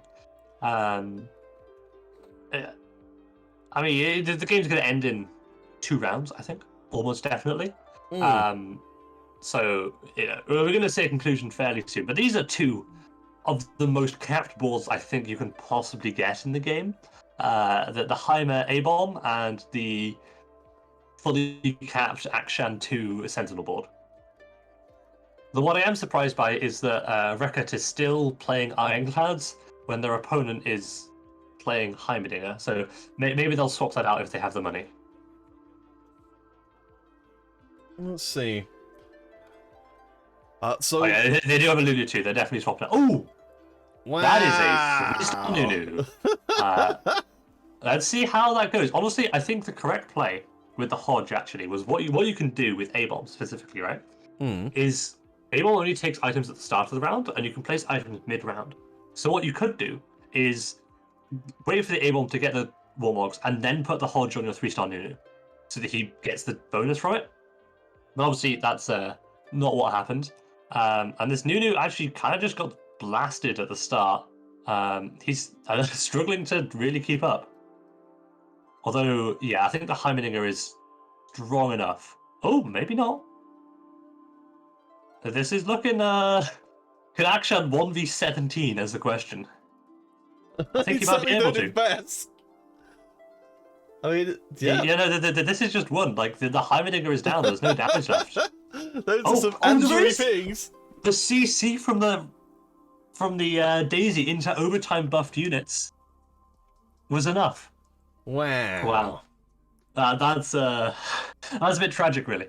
And again, the same thing could happen with the stone plate on the Nunu, but oh well. Jax too. That was pretty good. It doesn't matter that much because Akshan's strange armor anyway, but it's still something. So I'll have to see if this can change. Honestly, I think the correct play by Rekert is actually to move the pike to the other side so that he ults over to the Heimer and slows Heimer down instead of just ulting away from Heimer. We'll have to see if that is a play that is made. Yeah, they are making that play. Pike is on the correct side now. And, well, I mean, luckily the Ivan rolled a trap claw, so Heimer's not going to get stunned, at the very least. Alright, let's see, Rekert. Had to be feeling pretty good coming in. Just setting up for one of our giveaways today, which will be a feedback form. So any of you guys who give feedback about today's competition, which link will be provided shortly, will be entered in for one of our RP prize draws as Akshan gets deleted. And I am Lucas Omniscient Bot wins out the lobby. Nicely done. Yeah, those were the 2 most capped boards, and I think the general consensus is that Heimer is the stronger of the 2. And as we saw, especially if you have a Fawn, maybe it was just a Fawn difference. One side had a Fawn, one didn't. It was very, very close in the end, but yeah, Heimerdinger coming out on top. All right. So, guys, that will bring us to our final break before the final round of competition. So we'll be picking up again at 10 past. So that's going to be in just over 5 minutes time. So stick around and we'll bring you the final round of competition as soon as we've got it ready.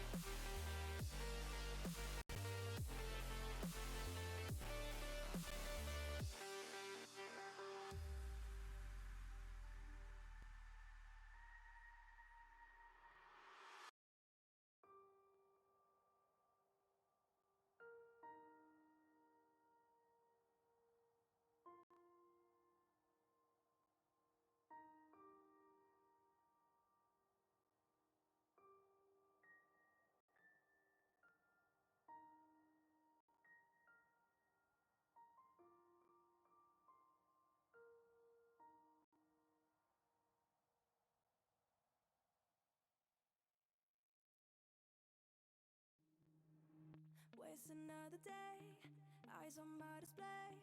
You say we need a change and I feel that you mean it. You mean it.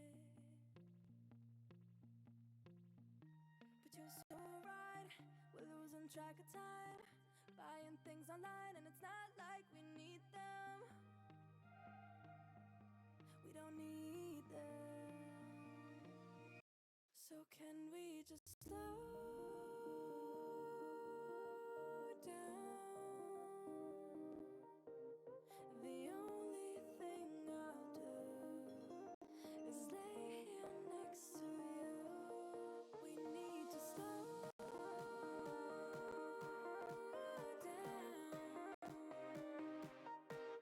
Embrace the love we found.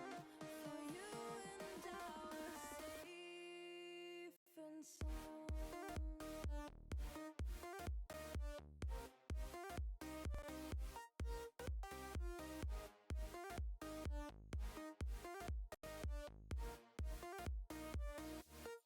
And we just slow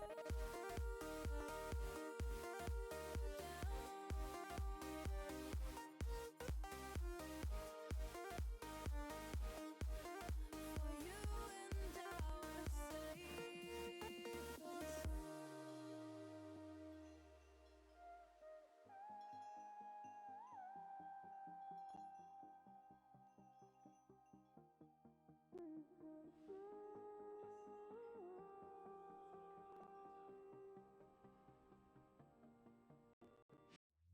We were on the run, rocking around the clock.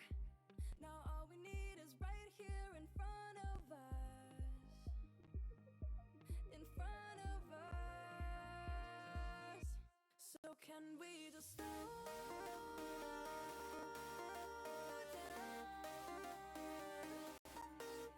The only thing I'll do is lay here next to you. We need to slow down. Embrace the love we found. For you and I were safe and sound.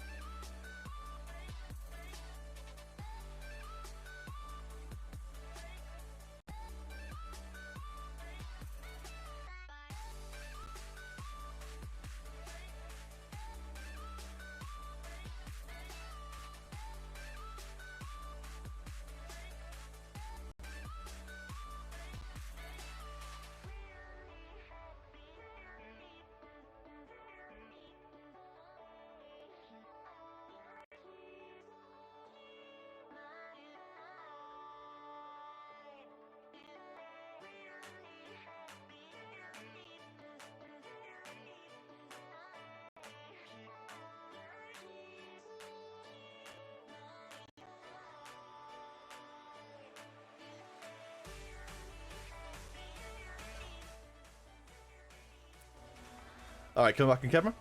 Let's be back. Hurrah! It's working! Oh, I've got some of my lights back on. No. Success, is it? Haha! We're back for round number 3. Everything's under control. Cool. So, this is a good time as any to just update you guys as to the final giveaway. So, if you check out, if you're playing in the competition, or indeed if you're not, there is a feedback form in the general discussion.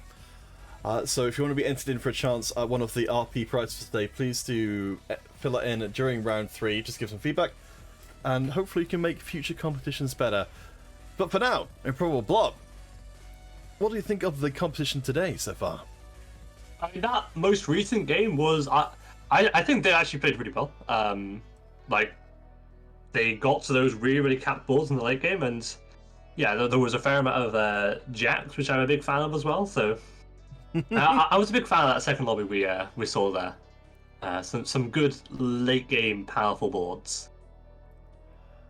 Let's see, so we've had a couple of people who've had to duck out because of some real life commitments, so we're gonna just do a quick little bit of remaking of lobbies. So I think we're gonna get most players in our, or most POV players in our second lobby this time round. So I'm just going to get that set up. Yoko has, I believe, just started streaming. So I think we'll actually end up maybe with... Yes, we're actually going to end up with every one of our POV players will be streaming. Hopefully they'll be... That's something. I mean, it's not the entire lobby, but that is indeed something. Okay, so we'll be headed across there in just a second. I believe the lobbies are just about to begin. Thanks, of course, going out to Rain, who's doing all the work behind the scenes to get everything in place and make me sound a little bit less confused than I do most of the time. Always good. Alright, to battle! And to our final lobby of the day. So we've got 6 POVs. I think maybe not all of our POV players have got everything fully working. I'll just let Omniscient know that they are streaming at the...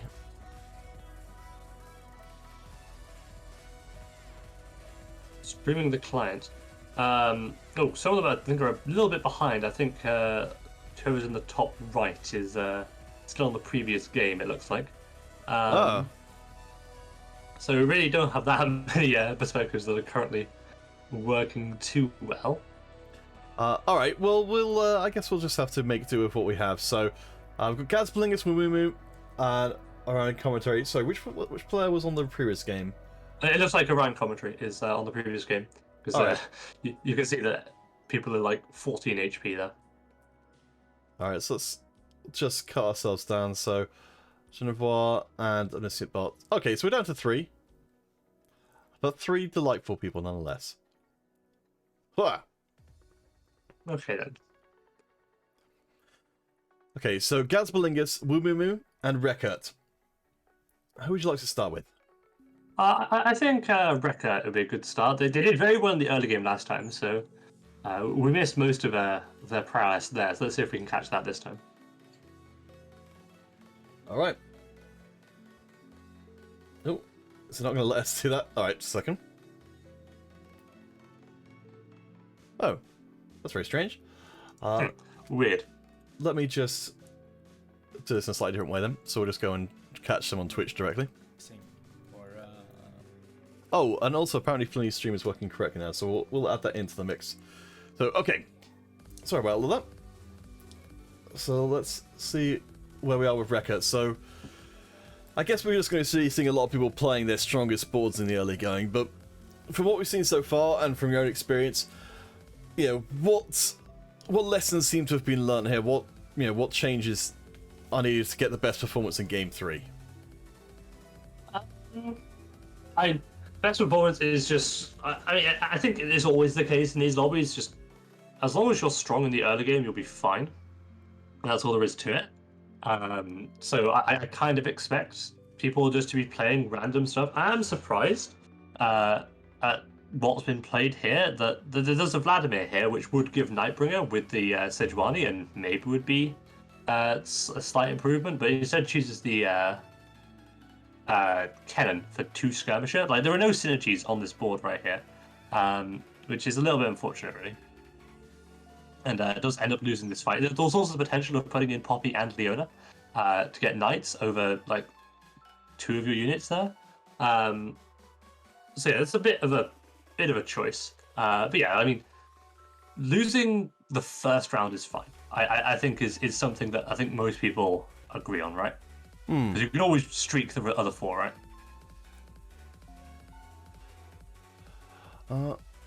Sorry, I'm just trying to get our extra stream set up, but let's hop back and see what Death Belingus is doing. Indeed. I mean, I think Death Belingus... No, it was Wumuru who was playing Vayne previously, as everything seems to be breaking. To start Vayne 2 with a Rage Blade and a 4th Vayne on the on the bench. So this is a real potential to go for a Vayne reroll, because they haven't leveled yet and they've got 4 Vaynes with a good item. They've also got a Cloak on the bench, so you can go for a Hurricane as the next item as well. I would not be surprised to see this be just full Vayne reroll. Okay, what about the... so it looks like we're having some problems with multi-stream, so I think we're going to have to take our POV players a little bit more manually than we'd normally have to. But that's fine. Spectator mode, never. Yes. I'm still a little troublesome of an idea. So let's see, who have we got here? So we've got Woomimoo. And they look like they've got themselves a decent amount of Dawnbringers. In fact, they've got 4 Dawnbringers right now, but they're not putting them in. Instead, putting in just the Brawlers and Nightbringers for the time being. And yeah, that's pretty reasonable. It's one of those things where, like, you want to play all these units. Like, if you had just 3 Fawns, that'd be great, because then you could fit everything in. I know we were talking last game about how sometimes when you have Fawns, you can't fit everything in. This is the opposite issue, where you just want all these units, and just cannot get them. However, what it does look like is that they do have a dual gauntlet slammed, which typically means they're going towards some kind of AP, because obviously dual gauntlet are not a very good item on almost every AD carry. Like, Lucian is the only one it actually works on. So that's kind of a big hint as to what we're going towards. So we've got a couple of rando players because of having had a couple of players drop out. So that's going to be Tintin and RLB. So we'll just so you guys are aware of who's playing in this tournament and who is not. So I believe Yuka's got their stream up and running. So let's see if we can drop by and see how they are doing. Go. Yeah. That does seem to be working. They are 100 HP as well, so clearly they're doing something right, even if that something is just play Sentinels and Skirmishers. Oh my gosh. I mean, hey, if it works, it works. If it gets you there. I mean, we've got ourselves a pretty solid setup towards Tristana. A couple of Tristanas in the bank, as well as a Hellion on the board. Well, sorry, on the bench. But right now, it seemed like timed is so good at Sentinel Skirmisher's station that the Tristana's actually, you know, a little bit of just a trait piece for the time being. And also, honestly, Tristana's just a really good item holder, because obviously she's... You know, I mean, obviously she's a good unit, right? That's why people play her in general. But yeah, she holds items for Jax and Lucian very, very nicely. Which is why you can see she's got an IE in the last whisper, despite being 1-star. Like, those items could have gone on the Udyr, they could have gone on the Olaf, but Jekka prefers the range of the Tristana to keep her safe. So up against Wu Mumu here, who is making good use of Kalista, talking about flexible item holders with Lucian before. That has been part of TFT's design, you know, for I guess probably for a while. Is you've got these kind of units where you wouldn't necessarily fully expect them to be able to use AP items, but you can find a place, even if you didn't necessarily intend to end up there. Yeah, I think Jewel Gauntlet is the item that really shines there, right? Because it even if your spell can't crit, or it crits normally like Callista's does, so that the text on it is worthless, it still gives a lot of stats. So, like, you can see it was working on the Callista, it was one-shotting all of the units that went anywhere near her, especially the Tristana, who kind of just jumped into her death. which is sometimes what she does, a bit unfortunately, really. Yes, that's certainly very interesting design. As we can see, Rekka here was looking suspiciously like a Jax item setup for later on. I mean, yeah, this is just a common set of items, as we said. No one dislikes having a Hurricane and a Last Whisper, as long as you're an AD carry, right? Yes, I suppose we could see even be seeing Dravens later on. Rekka, I've got a little bit of money in the bank as well.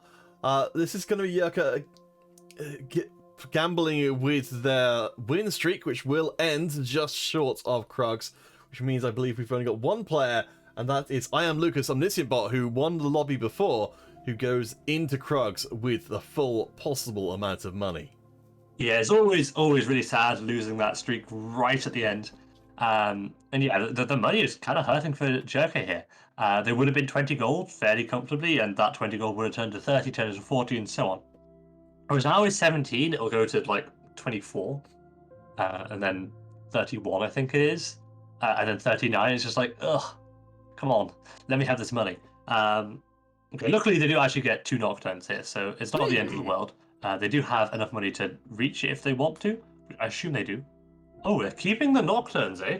Wow. Because they see they've got the Ivan in the shop, and maybe it's a Nocturne game after all. Wow. Okay. I like it. I'm into it. So the Skirmisher Sentinel shell around the Nocturne, or at least the Skirmishers. I wouldn't mind seeing the Sentinel in there at all, just for the possibility of seeing the Sentinel shield jump onto Nocturne. And yeah, absolutely. The Sentinel shield onto Nocturne is always very nice, especially because he's the kind of unit that drain tanks, right? So he tends to go fairly low, and so the shield isn't that unlikely to go onto it. Okay, so what's Lucas up to? So Lucas undefeated in the lobby, as mentioned before, the player who Well, went it looks through... like skirmishers, really. Yeah, I mean, so I guess this is... I'm trying to figure out what this kind of comp is to have both the rapid fire cannon and the bloodthirster in there. I mean, well, something that could work well with these items is Riven. I mean, Jax works well with his items as well. Jax doesn't mind having RFC. It's not amazing on him, because he still kind of just jumps to units in melee range anyway, even with it. Yes. So yeah, I think most likely Riven. You can see the Riven on the bench. They've got a lot of Nidleys already, which is a very good support unit. They've got the Gragas, so I'm expecting this to be a Riven pivot. That would make a lot of sense, and certainly can be extraordinarily powerful. Let's jump around and see who else we can find there. So we kind of know what's going on with Yucca for the time being. They'll be trying to build up towards their Nocturne, and especially the late game. So, who haven't we seen for a while? Gazbalingus. Yeah, I don't think we've seen them because we don't know that they have got themselves, oh my gosh, Ranger Spat and the beginnings of perhaps the world-ending power of Vayne Carry. Ranger Spat is a very interesting one, especially because it just allows you to fit so many more units in. They're on 4 Knight here, which is, is very good defensive synergy. They've got 6 Vaynes, essentially 40 gold if they win this next one.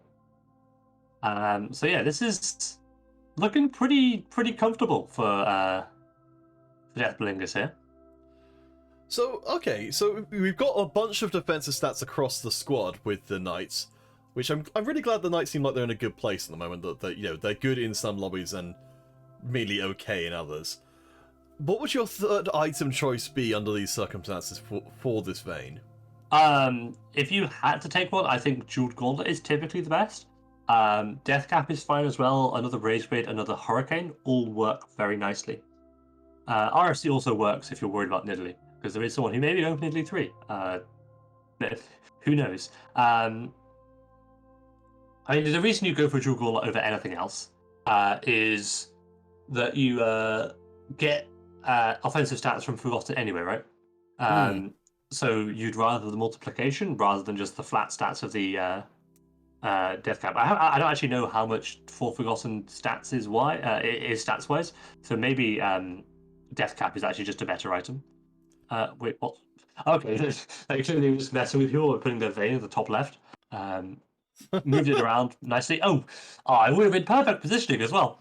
Hopefully this Nocturne just doesn't go onto the Vayne. So maybe this is fine with these knights able to tank up these 1-star assassins for now. Yeah, it's nice to see a player sweating the positioning this early on into the lobby as well. You know, that they've got to maintain. I guess, you know, that's the thing. They're focused so hard on what Yucca's assassins are up to because they know that's the comp that's going to really mess them up, whereas everybody else has proven that they can't get through this pile of knights early. Yeah, 4 knight, it's a lot of damage reduction, and given this is still basically early game, heading into maybe mid game for now, like a lot of comps rely on like just random units auto attack. Like a Leona 2 auto attack does a decent amount of damage at this stage of the game. So I wouldn't be surprised. Yeah, I'm not surprised that 4 knight is doing this well at just not taking damage. So we'll have to scout around because I noticed as we're seeing some scouting going on, which is very, very quick, jeez, that we've got, I think, was that Tintin? So we might not be able to actually see them very easily, running 5 Draconic already.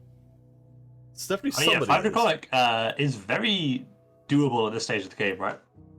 Because, I mean, it's theoretically doable at 2-5. I think is the earliest I've ever seen it. So yeah, if they have it by now, then yeah, that's kind of scary. Because if they get like a 5-turn egg, that can give you like 2 fawns, which is I think a little excessive for this stage of the game. Well, let's see. So Lucas, they have stuck with what they've been going for the time being. So we do see the ribbon in the composition for Lucas. So you were thinking that the items would maybe go across there. Ribbon is just 1 star at this point, though, so maybe that's why they're being kept just as the basic version for the time being. And yeah, you can see the real strength of this comp is actually just this Nidalee that just assassinated the Vayne there. But yeah, I think that's going to be the angle taken. You can see they're holding on to things like Aurelia on the bench, which is obviously a very nice synergy with the Skirmisher for the Nidalee and the Legionnaire for the Riven. Alright, so there is our final item, presumably going to be for the Vayne, but... These are all bad. Eternal They're Whisper, actually all maybe? horrendous items. I guess you don't need the Eternal Whisper for Vayne specifically because she's doing that true damage. I guess Zenith Edge? I don't know. Presumably there's going to be another carry. I think you've got to take something and try and go duo carry. These are all offensive items, right? Hextech Lifeblade does do healing, but like, who are you putting that on? Blue is kind of bad. Eternal Whisper is kind of bad. Yeah, they do take it. Okay, it does technically work on Vayne, I guess. She does do damage, and so it works. I actually kind of like this. I mean, you've got like an incredibly tanky front line. You've got a carry who's doing ridiculous damage. Presumably, this is going to further reinforce your front line to allow for Vayne, theoretically, as long as you don't get jumped on by Tristana, of course, to carry you forever. Yes. Theoretically, as long as you don't get jumped on by Tristana, then yeah. Actually, yeah. Think about it, I forget that item actually does give a bunch of AP as well, so it does technically work, even if it's not really what you wanted. Alright, let's check in with Wumumu. And so as we just seen there, we had a corner carry get thresh hooked and then Tristana in short order. So that's got to be sending out some alarm bells for Wumumu here, who has a very similar setup of their own. Yeah, very similar setup. I mean, I think that was Tintin, who is a random, so I can forgive them for playing the bad version of Tristana, where they've rerolled the 1 costs. But yeah, it's essentially the same thing. Your carry in the corner will get bullied by these 1 cost and 2 cost units. You have to be very careful, though. That is a very powerful Karma with 4 Dawnbringer to at least provide a little bit of safety, and the Soraka there to hopefully take some aggro away from just having a Karma blown up immediately. So Wumumu coming in 3rd place. Lucas is still up in number 1, undefeated the whole way through. Our 2 randoms are in bottom place, with Rekert and Deathbelingus propping up the mid-table. Yeah, I mean, Deathbelingus is kind of actually a bit scared now, I think. This is kind of the time of the game where you'd like to be hitting your 3-star Vayne. Like, if you don't have your 3-star Vayne early enough, then, well, it's doomed, right? And you can see this 2-star Vayne just isn't strong enough, and Death Blingus is kind of just getting beat down by these stronger, higher level units. It's a bit of a shame really, because I do agree with what you were saying before, that it was a big decision point for Death Blingus to say, do I bring in a second carry to make use of these items which aren't good for Vayne, or do I just try and make the best of what I have right now? And when all of your frontline dies anyway, I think you could start to develop some regrets. Yeah, I mean, it's just one of those things. Sometimes you low roll, and that's you're just gonna go, oh well, I low rolled. I mean, maybe they'll be fine, but at this point, I very much doubt that they're going to recover from this position, really. All right, well, let's spend a little bit of time looking and see what Death Blingus is going to be doing here, because as we've established, their setup was working very, very well early on, but we are in a lobby with assassins and with AD carries pretending to be assassins by way of Tristana. So something's got to change here for Death Blingus, or they're going to continue to have the same experience over and over. Yeah, I mean, they're trying to roll down and hit this Vayne, and they're just not. Okay, they finally hit the Vayne. Oh, incredibly good shot right at the last moment. So that's something. Maybe it'll be enough, but unfortunately they didn't have enough time to position, and they're just going to get CC'd down by this Zyra. It doesn't matter how strong a unit is if they can't move because of all the CC. Yeah, it's... Well, I guess this does at least open the door for Death Blingus. I do apologise to... I think it looks like Death Blingus is actually playing at really high FPS, so they might need to just put a bit more FPS towards that OBS. Let me write that down. Oh dear. OBS.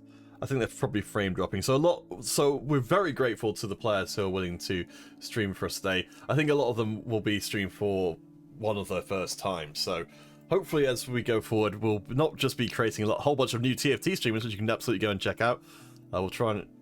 Well, you can see their stream links at the top, but they'll be getting better as they go. As, hey, Maisie's here! How you doing? Here to hype up the blob crowd, as is only right. Well, hopefully the hype also helps with this Vayne, who does now have a trap claw. In terms of items you could put on a supportive unit, that's pretty good. It means that she won't get quite as bullied as she did previously. Although I don't know if it's going to be enough still. It does avoid the pike stun, which is obviously very nice. And yeah, she's really ramping up now. And yeah, true damage easily enough to take out these Sentinel Skirmisher Legionnaire Jax, I think it was? Question mark? Yeah, well, it's certainly pretty good. They're going pretty low there. I don't know if they're going to be strong enough to stabilize into a top 4 here. Well, we've got Record's point of view, so we can check for ourselves. And yeah, so it is, yeah, Legionnaire Jax. Very nice.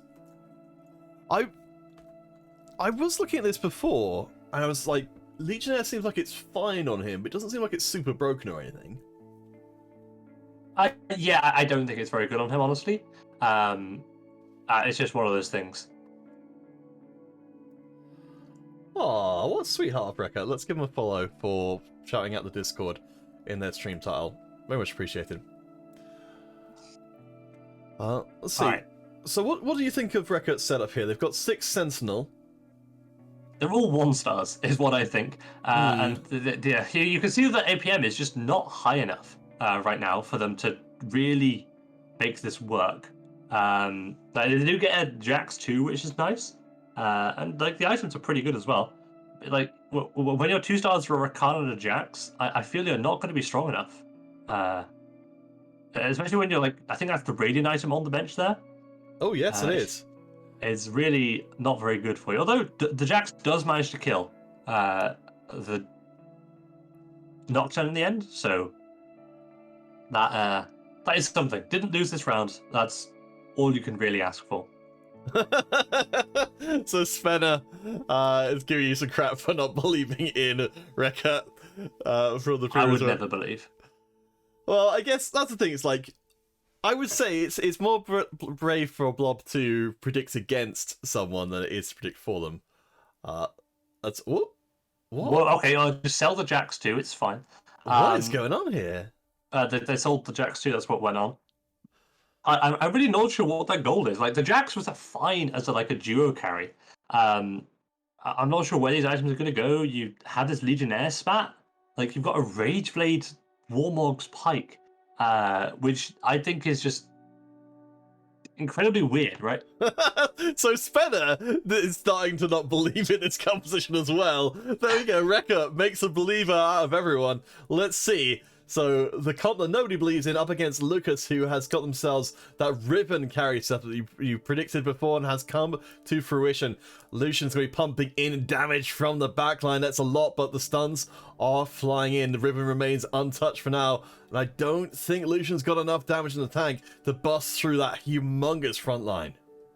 I mean, yeah, you don't have the damage to bust through the front line because it's a 1-star Lucian. You swapped out a 2-star Jax with some decent items. They weren't amazing, but they're okay for a 1-star Lucian. And yeah, I'm not sure why. Presumably, I'll be honest. Rekka needs to get up to level 8 at this point. You'd assume so. I think that the play that would have made sense would have been to have Rageblade, Hurricane, Warmogs on the Lucian, and then the other items on the Jax, and then hope that your Radiant Stoneplate is enough frontline. I mean, maybe you could put the Warmogs on the Radiant Stoneplate unit as well. That would also work. But yeah, honestly, I just don't think this Lucian is going to be enough. Like, you need a secondary carrier, really, and that's what the Jax was. But now there is no Jax, and you're relying on a Lucian 1 to carry you through the game. Alright, so up to 8. Time to put your money where your mouth is. There's the 2-star Lucian coming in straight away. We've got a chance to put in one more unit, so it looks like it will be Ironclad and the Rail Shield. I have to assume we're going to spend down as far as they can here, because one life from dead. In fact, the only player in the lobby who is doing so we will stick with Rekka until they die or they win the lobby. Also, indeed. Spenner wanted to take back their words from before, just to finish off that particular one. Although, looking at this Vladimir 3, which is not something we've seen for a very long time. This was something that kind of fell off with the removal of the Shadow Archangels. Because now Vladimir just doesn't get that extra HP. Although, he still seems to be fairly unkillable. And I think this might be it. This Lucian, it's just not enough. Wow, I mean, if you're going to die, then that's a particularly spectacular way to do so, but hey. Yeah, I mean, that's the thing. We come down to just a couple of decisions towards the end of the game. The Death Belingus is now our last surviving, or lowest health surviving tournament player with RLB and Tintin. Takeshi? Or no? Actually, it's the reroll Vladimir, right? Yep. Yes, especially 5 Renewer, actually. They're only missing Hymen and then they get 6 Renewer. Well, they were impossible to kill. This is fascinating, because I genuinely had thought that the Vladimir, 3-star Vladimir as a carry just wasn't a thing. I thought the same as well. It's a weird one. It really is. I mean, they are double ice. It's working. It's working, and I can't say no to something that works. I think the Radiant Bramble actually helped a lot, and I think it'll help a lot, especially against this Nocturne. I'm not sure if he'll be able to solo Nocturne. Although it looks like he will. Like, the Nocturne's barely tickling this Vladimir. Yeah, so that's a 2%, just at base. That's a 2% regen adding on top of the Renewer. And then, yeah, you're getting the maximum damage return on there as well, while scaling up with the Archangels. Oh boy, I love seeing a comp on stream, which makes me encouraged to go and try something weird again. Although, yeah, this is definitely a weird one. Although, unfortunately for Death Belingus, their weird version, which was just Vayne, is not strong enough, and they do go out in 7th. Oh, I did spot, though I wasn't expecting to see it, so I didn't notice who it was, that we have got a player with a Heimerdinger set up right now. Ooh. That's a scary one. So Wumumu is Stormbringers, then Yokas. There we go. Oh, it's a random. Thank you. A random is playing to the meta. This looks like a pretty good comp. The only complaint I would have would be this Heimerdinger doesn't have any damage on him. So I feel he's gonna just tickle these units. Maybe it'll be enough if he casts like 17 times. But yeah, I think this Riven is just going to tear through the front line before Heimer can cast that many. Yeah. Oh boy, yeah. Alright, well, it was a short-lived visit to Hype Central for the Heimlinger comp, but that does mean... Alright, so we're going to lose this POV. So, Rika, thank you for streaming and playing. So, Gazbalingus is dead, but still watching, so we'll follow along them. I think the stream quality's... I think it's okay. So that 5 renewer, this is still not Vladimir's final form, but it's apparently still going to be good enough. I think CC seems like the way to try and deal with the Vladimir, but even with getting polymorph repeatedly, still the winner. CC has always been the way to deal with Vladimir. Even when he was the terror with the Shadow Archangels, CC was the way to go. Seems that wasn't quite enough. Even with all the Lulu and the Kennen and everything that Hellions have to throw at it. All right. Let's check out Jerk Rune or Yerka's new stream, where they've got themselves a 3-star Nocturne and what's looking to be a pretty terrifying item set there. So they've got the Trap Claw, double Trap Claw, just in case one of them gets taken out somehow.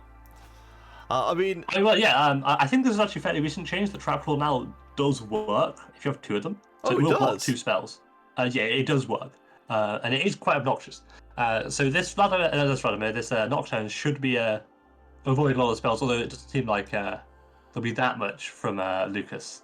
Because, he's just smacked people with a Riven, the comp. Unfortunately, the Nocturne does get right onto the Riven, but it's being pushed around a little bit. To be tight, Riven, I think, gets knocked down, so that means that the teeth is gone from the Riven comp, and I think Nocturne's going to have all the time in the world just to clean things up. Yeah, it's a very slow fight, that, because of all the frozen hearts going around. There isn't enough damage here for anyone to really beat the Nocturne, and over time he just spins around and everyone dies. But there's still enough HP from Lucas that I think they're going to be fine and find all their 3-star. Because it was only a 2-star Riven, right? I think a 3-star Riven might have been okay because she only barely died to a Morello burn, I think.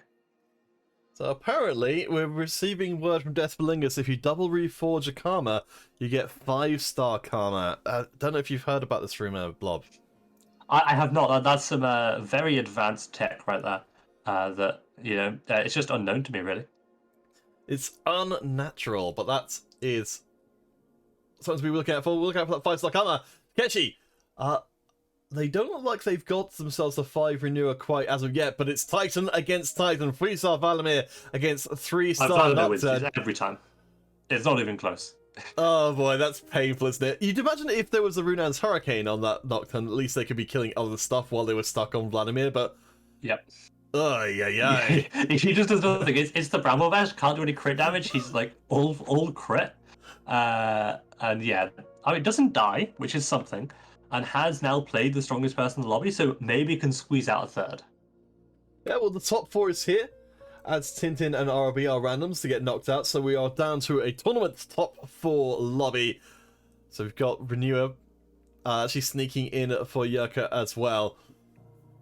Yeah, it doesn't seem that Shisheki is going to be torn from their castle anytime soon. They've been at 80 for most of the game. And again, they're still waiting to see how powerful they can get once that Heimerdinger hits the field to make Renewer 6.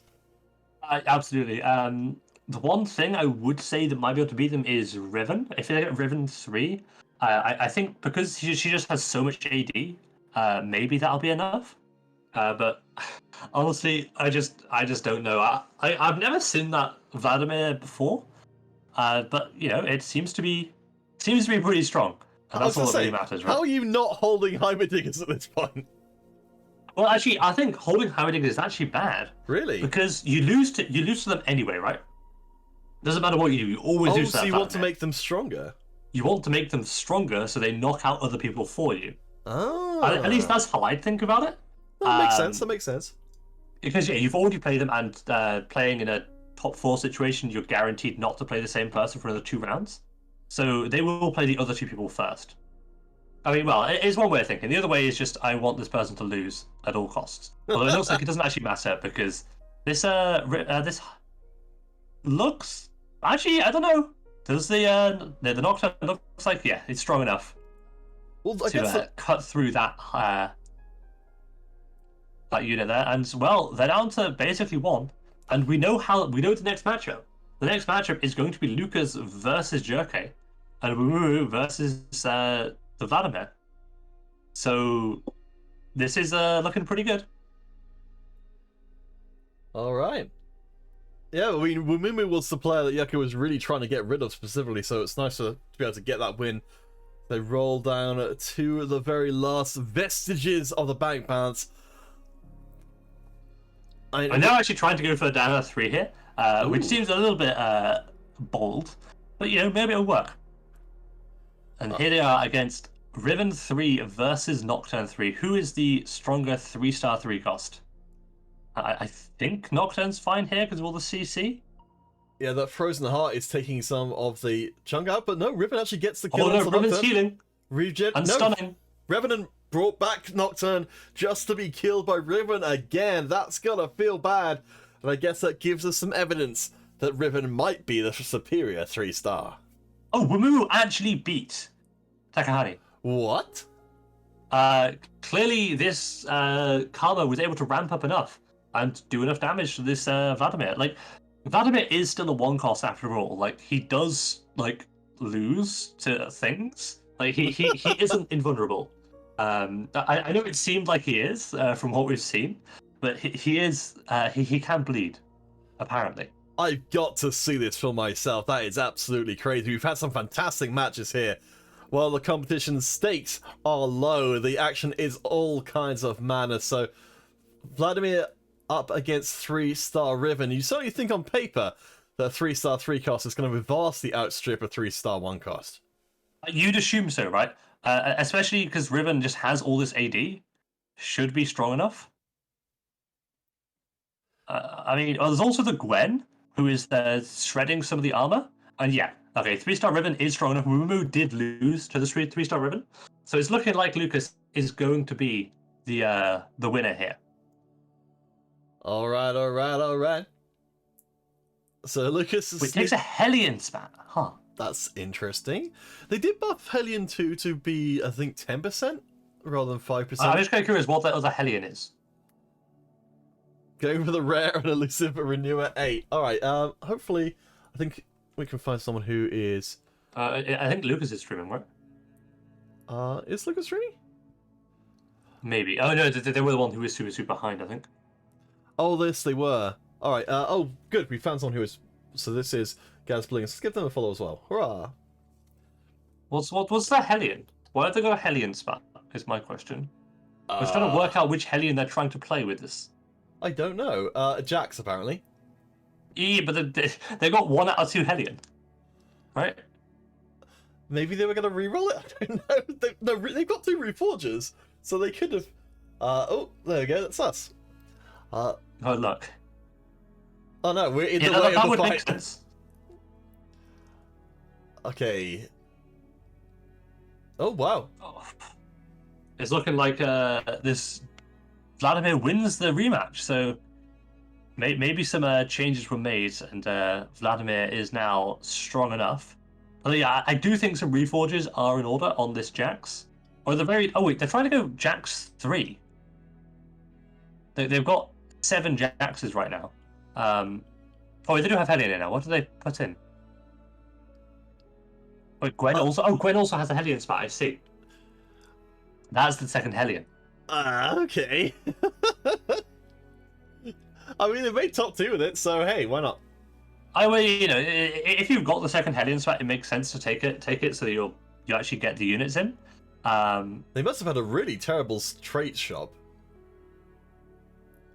Yeah, probably. Although the issue here is the Diana. The Diana keeps CCing the Riven. It's just causing a lot of issues. The Heimer is also cutting the healing down, and yeah, the Riven just can't get through right now. What is surprising me is why they're playing Ironclap. Like, what? your opponent is all AP, right?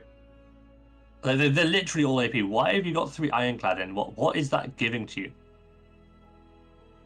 Yeah, Spenagena, this is absolutely a game. It's a great way to end out today's competition. Valther, oh, please keep it PG in the chat. But I can see that you are a fan of Yurka, and you just missed their... Well, to be fair, they did pretty well, making top 4. That's not bad at all. We should have a fun end to proceedings here. So we've got Cavalier and Morcon. Where do you think they land for Lucas? Where do I think they land? I mean, you can put Cavalier on Jacks. That seems pretty reasonable to me. They can... I mean, I think they're going to play the Lulu here. Also, I think you reforge some of these items at the very least. You've got the Lulu in, that's your Hellion. I mean, I really think that they should be playing probably 4 Mystic if they can. I think they struggled with the timing there, so they're not able to quite get that in time. Although, honestly, at this point, they are now against a Heimer 2, who is a very efficient secondary carry, I think. Yes. As strange as it is to be able to say that idea. I mean, Gwen is doing a good job in the back line. She can take out... Well, okay, no, never mind. It's like... She could take out nothing and then dies.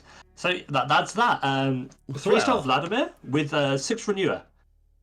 Apparently is a good comp. Try it out on ladder. Lose all your LP. Alright. Because that's the first time I've ever seen it. But it worked out, and that's all that matters. Yes, we're completely results-based here. RIP, but hey, some good results there. So we'll get our final results in. And then our only thing left to do today is to do our giveaways. And to also, of course, do a raid across. So if anyone's got any... Well, I mean, we'll see if any of our players carry on streaming after us, because we could definitely go across to one of them. We can always... I guess if we... We'll see what the final standings are. And then maybe we can make that an extra winner's prize as well. Assuming that they carry on streaming. Right, so... Where are our results for the... So we've got one of our lobbies already. So that's Chidix's lobby. Where Chidix came first with... Looking like... actually a Fiddlesticks carry, which we didn't actually get to see anywhere else. How do you feel about the Fiddlesticks carry at the moment? It's something. I don't know if it's that good. I see it just as a secondary thing in a Heimer comp. Because he can do respectable work. I just think he just doesn't do enough on his own to really be a solo carry.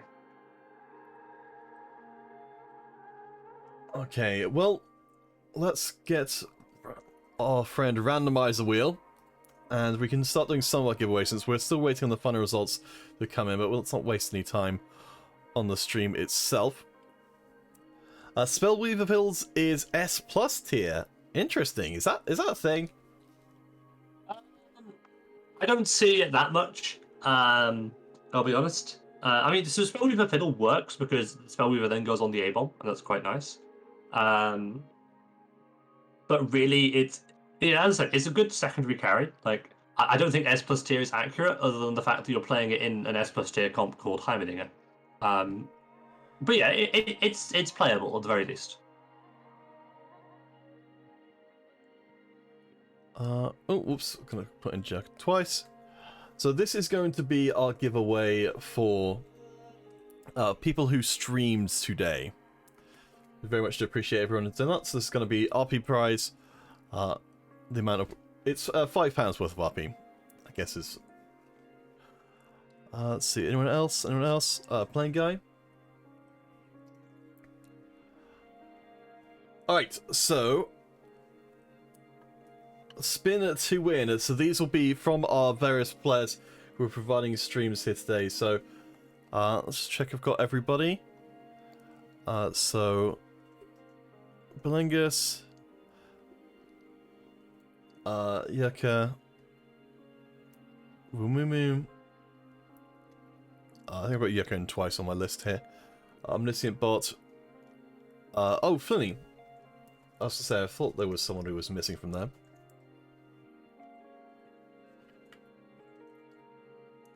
Flinny TV. Rekert, we've got already, yep.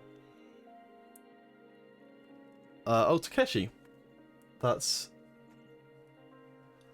Orion commentary. I should probably just include their streams actually. That would probably be a lot easier. So let's make sure we've got nobody in there twice. Genevieve is Yucca, so alright, there we go. That's actually better. So let's spin and see who gets it.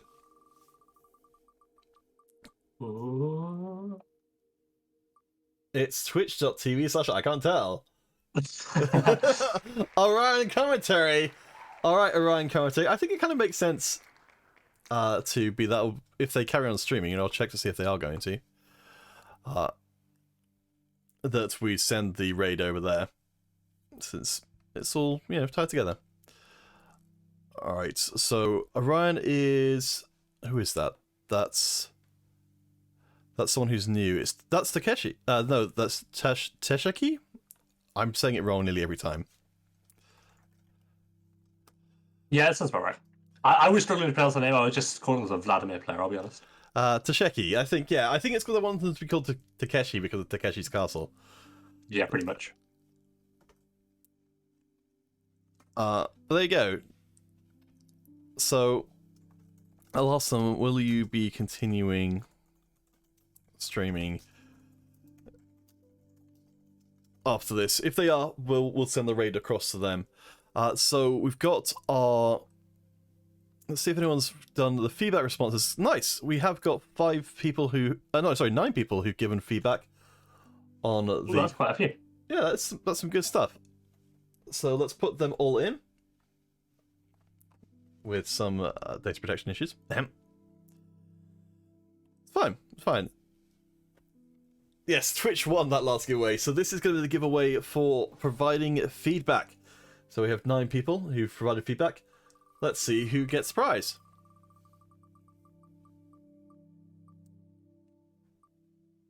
It's Flinny TV.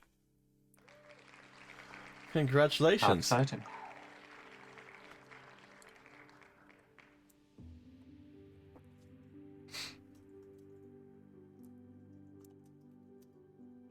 Feedback winner. Alright, so guys, do add me on EUS. I'm Counterfeit, just playing Counterfeit on there. If you add me, then I'll be able to send you your stuff in there. Oh yes, let me send you the form. So please do fill out the form, even if you, even now the giveaway is done, because already the tournament is dramatically better because of what people have been saying. Because obviously, you know, for me and to a lesser extent Blob aren't playing in it, so it's hard to see kind of what's working, what's not. So that gives us 2 of our 5 winners. Though not everyone's winning the same thing. I guess as well we can also do the giveaway for 1 random little legend egg. Just want to check in there we've not got anyone who's a duplicate. Yes, we do have Yoka in twice. Anyone else you can spot, Blob, who's in there under multiple different names? I don't think so. And if they are, then well played. Alright. Oh my gosh, so many colours! I think there's only like 4 colours here, though.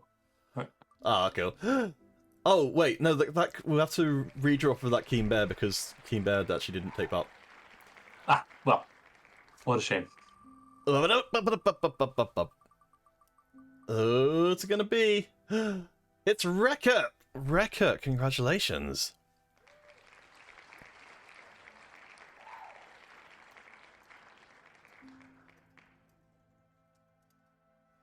Let me make sure I've got them tagged. So it looks like we don't have ourselves a... looks like Tosheki is going to cut their stream to be able to fix some technical issues. So I think, yes, that's unfortunate, though it makes sense. I think a lot of people were streaming for the first time. Or at least were having a bit of hiccups with their streams. Let's see, so we've got the actual winner of the whole competition left to determine. So, oh, we have got the the final results in. So let's see. So over on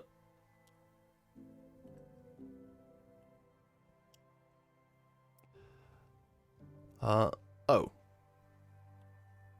Let's see. So someone's saying one of them is not the correct order. That would change things. So for lobby 1, Chidex won with their fiddlesticks.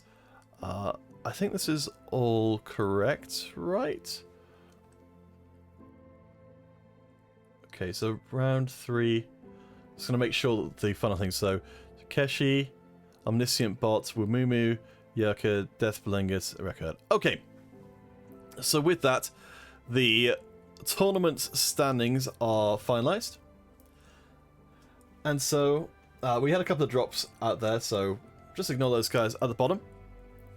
But hey, so Death Belingus and Hobo and Wumu all with 9 points, and a big leap up for Korn up to 15 Rakert with 16, along with Yerka and Plain Guy and Tidex and Finny. Gosh, we've got a 5-way tie for 4th?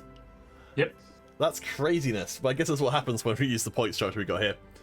And then in top 3, Black Mantis 94 with 19 points. I'm not sure who that actually is. People are using different names in different places. Then Tasheki, who we saw before with the Vladimir providing all the content you need. And then Omniscient Bot, I Am Lucas, is our winner for today. So they will get themselves a little legend egg as well. Congratulations to them. Yeah, it's well done. It was those two at the end, right? At the end. Yeah. Our final game. The top 2, and not quite enough to sneak it out was that Vladimir. But the second place is still pretty good. Okay, and that means that we have got one more giveaway to do, which will be actually back with everybody again. Except this time I'll remember to get rid of the duplicates and the people who didn't actually play. Well, I think as long as they started the tournament, it's probably fine. So is there anyone who... that Keen Bear didn't start the tournament. Is there anyone else who didn't start? I feel like... Actually, I'll go back for the chat and just see if anyone's said they needed to drop out. So Leven, I'm pretty sure Leven did play around. Oh, Mr. Duck didn't, but yeah, Mr. Duck isn't listed. Okay, I think that's everybody. Can you spot any obvious mistakes in there? Hey, Teddy Wolf. Nope. Nothing obvious. Alright, so if we roll someone, it turns out they weren't playing, then we'll just reroll. So this will be for the... Everybody's eligible for this last RP prize, so this could go to the winner as well. Let's see. Oh, it just tips over to woo woo woo woo woo woo woo woo woo woo woo. Oh, very close there. So Who was here, so that counts. yes. So Woo Moo Moo does prove that it's better to be lucky than anything else in TFT. So congratulations, Woo Moo Moo! So that means we are at the end of things today. So let's go and check over on Twitch and see who is playing Teamfight Tactics. So D-Wolf is. We could send it across to them. We're going to have a quick look and see if there's any new people that we haven't done before, because it's always a nice way to get to know some new people and also potentially harvest them for the streams. For the tournaments even. Let's see. Anyone that you know streaming right now? Not really. It's just honestly, I think the main thing is the EU qualifiers are currently happening. Oh yes. So that will mean there's less streamers than expected, I think. Okay. So we're probably looking for someone about 3-4 viewers or so.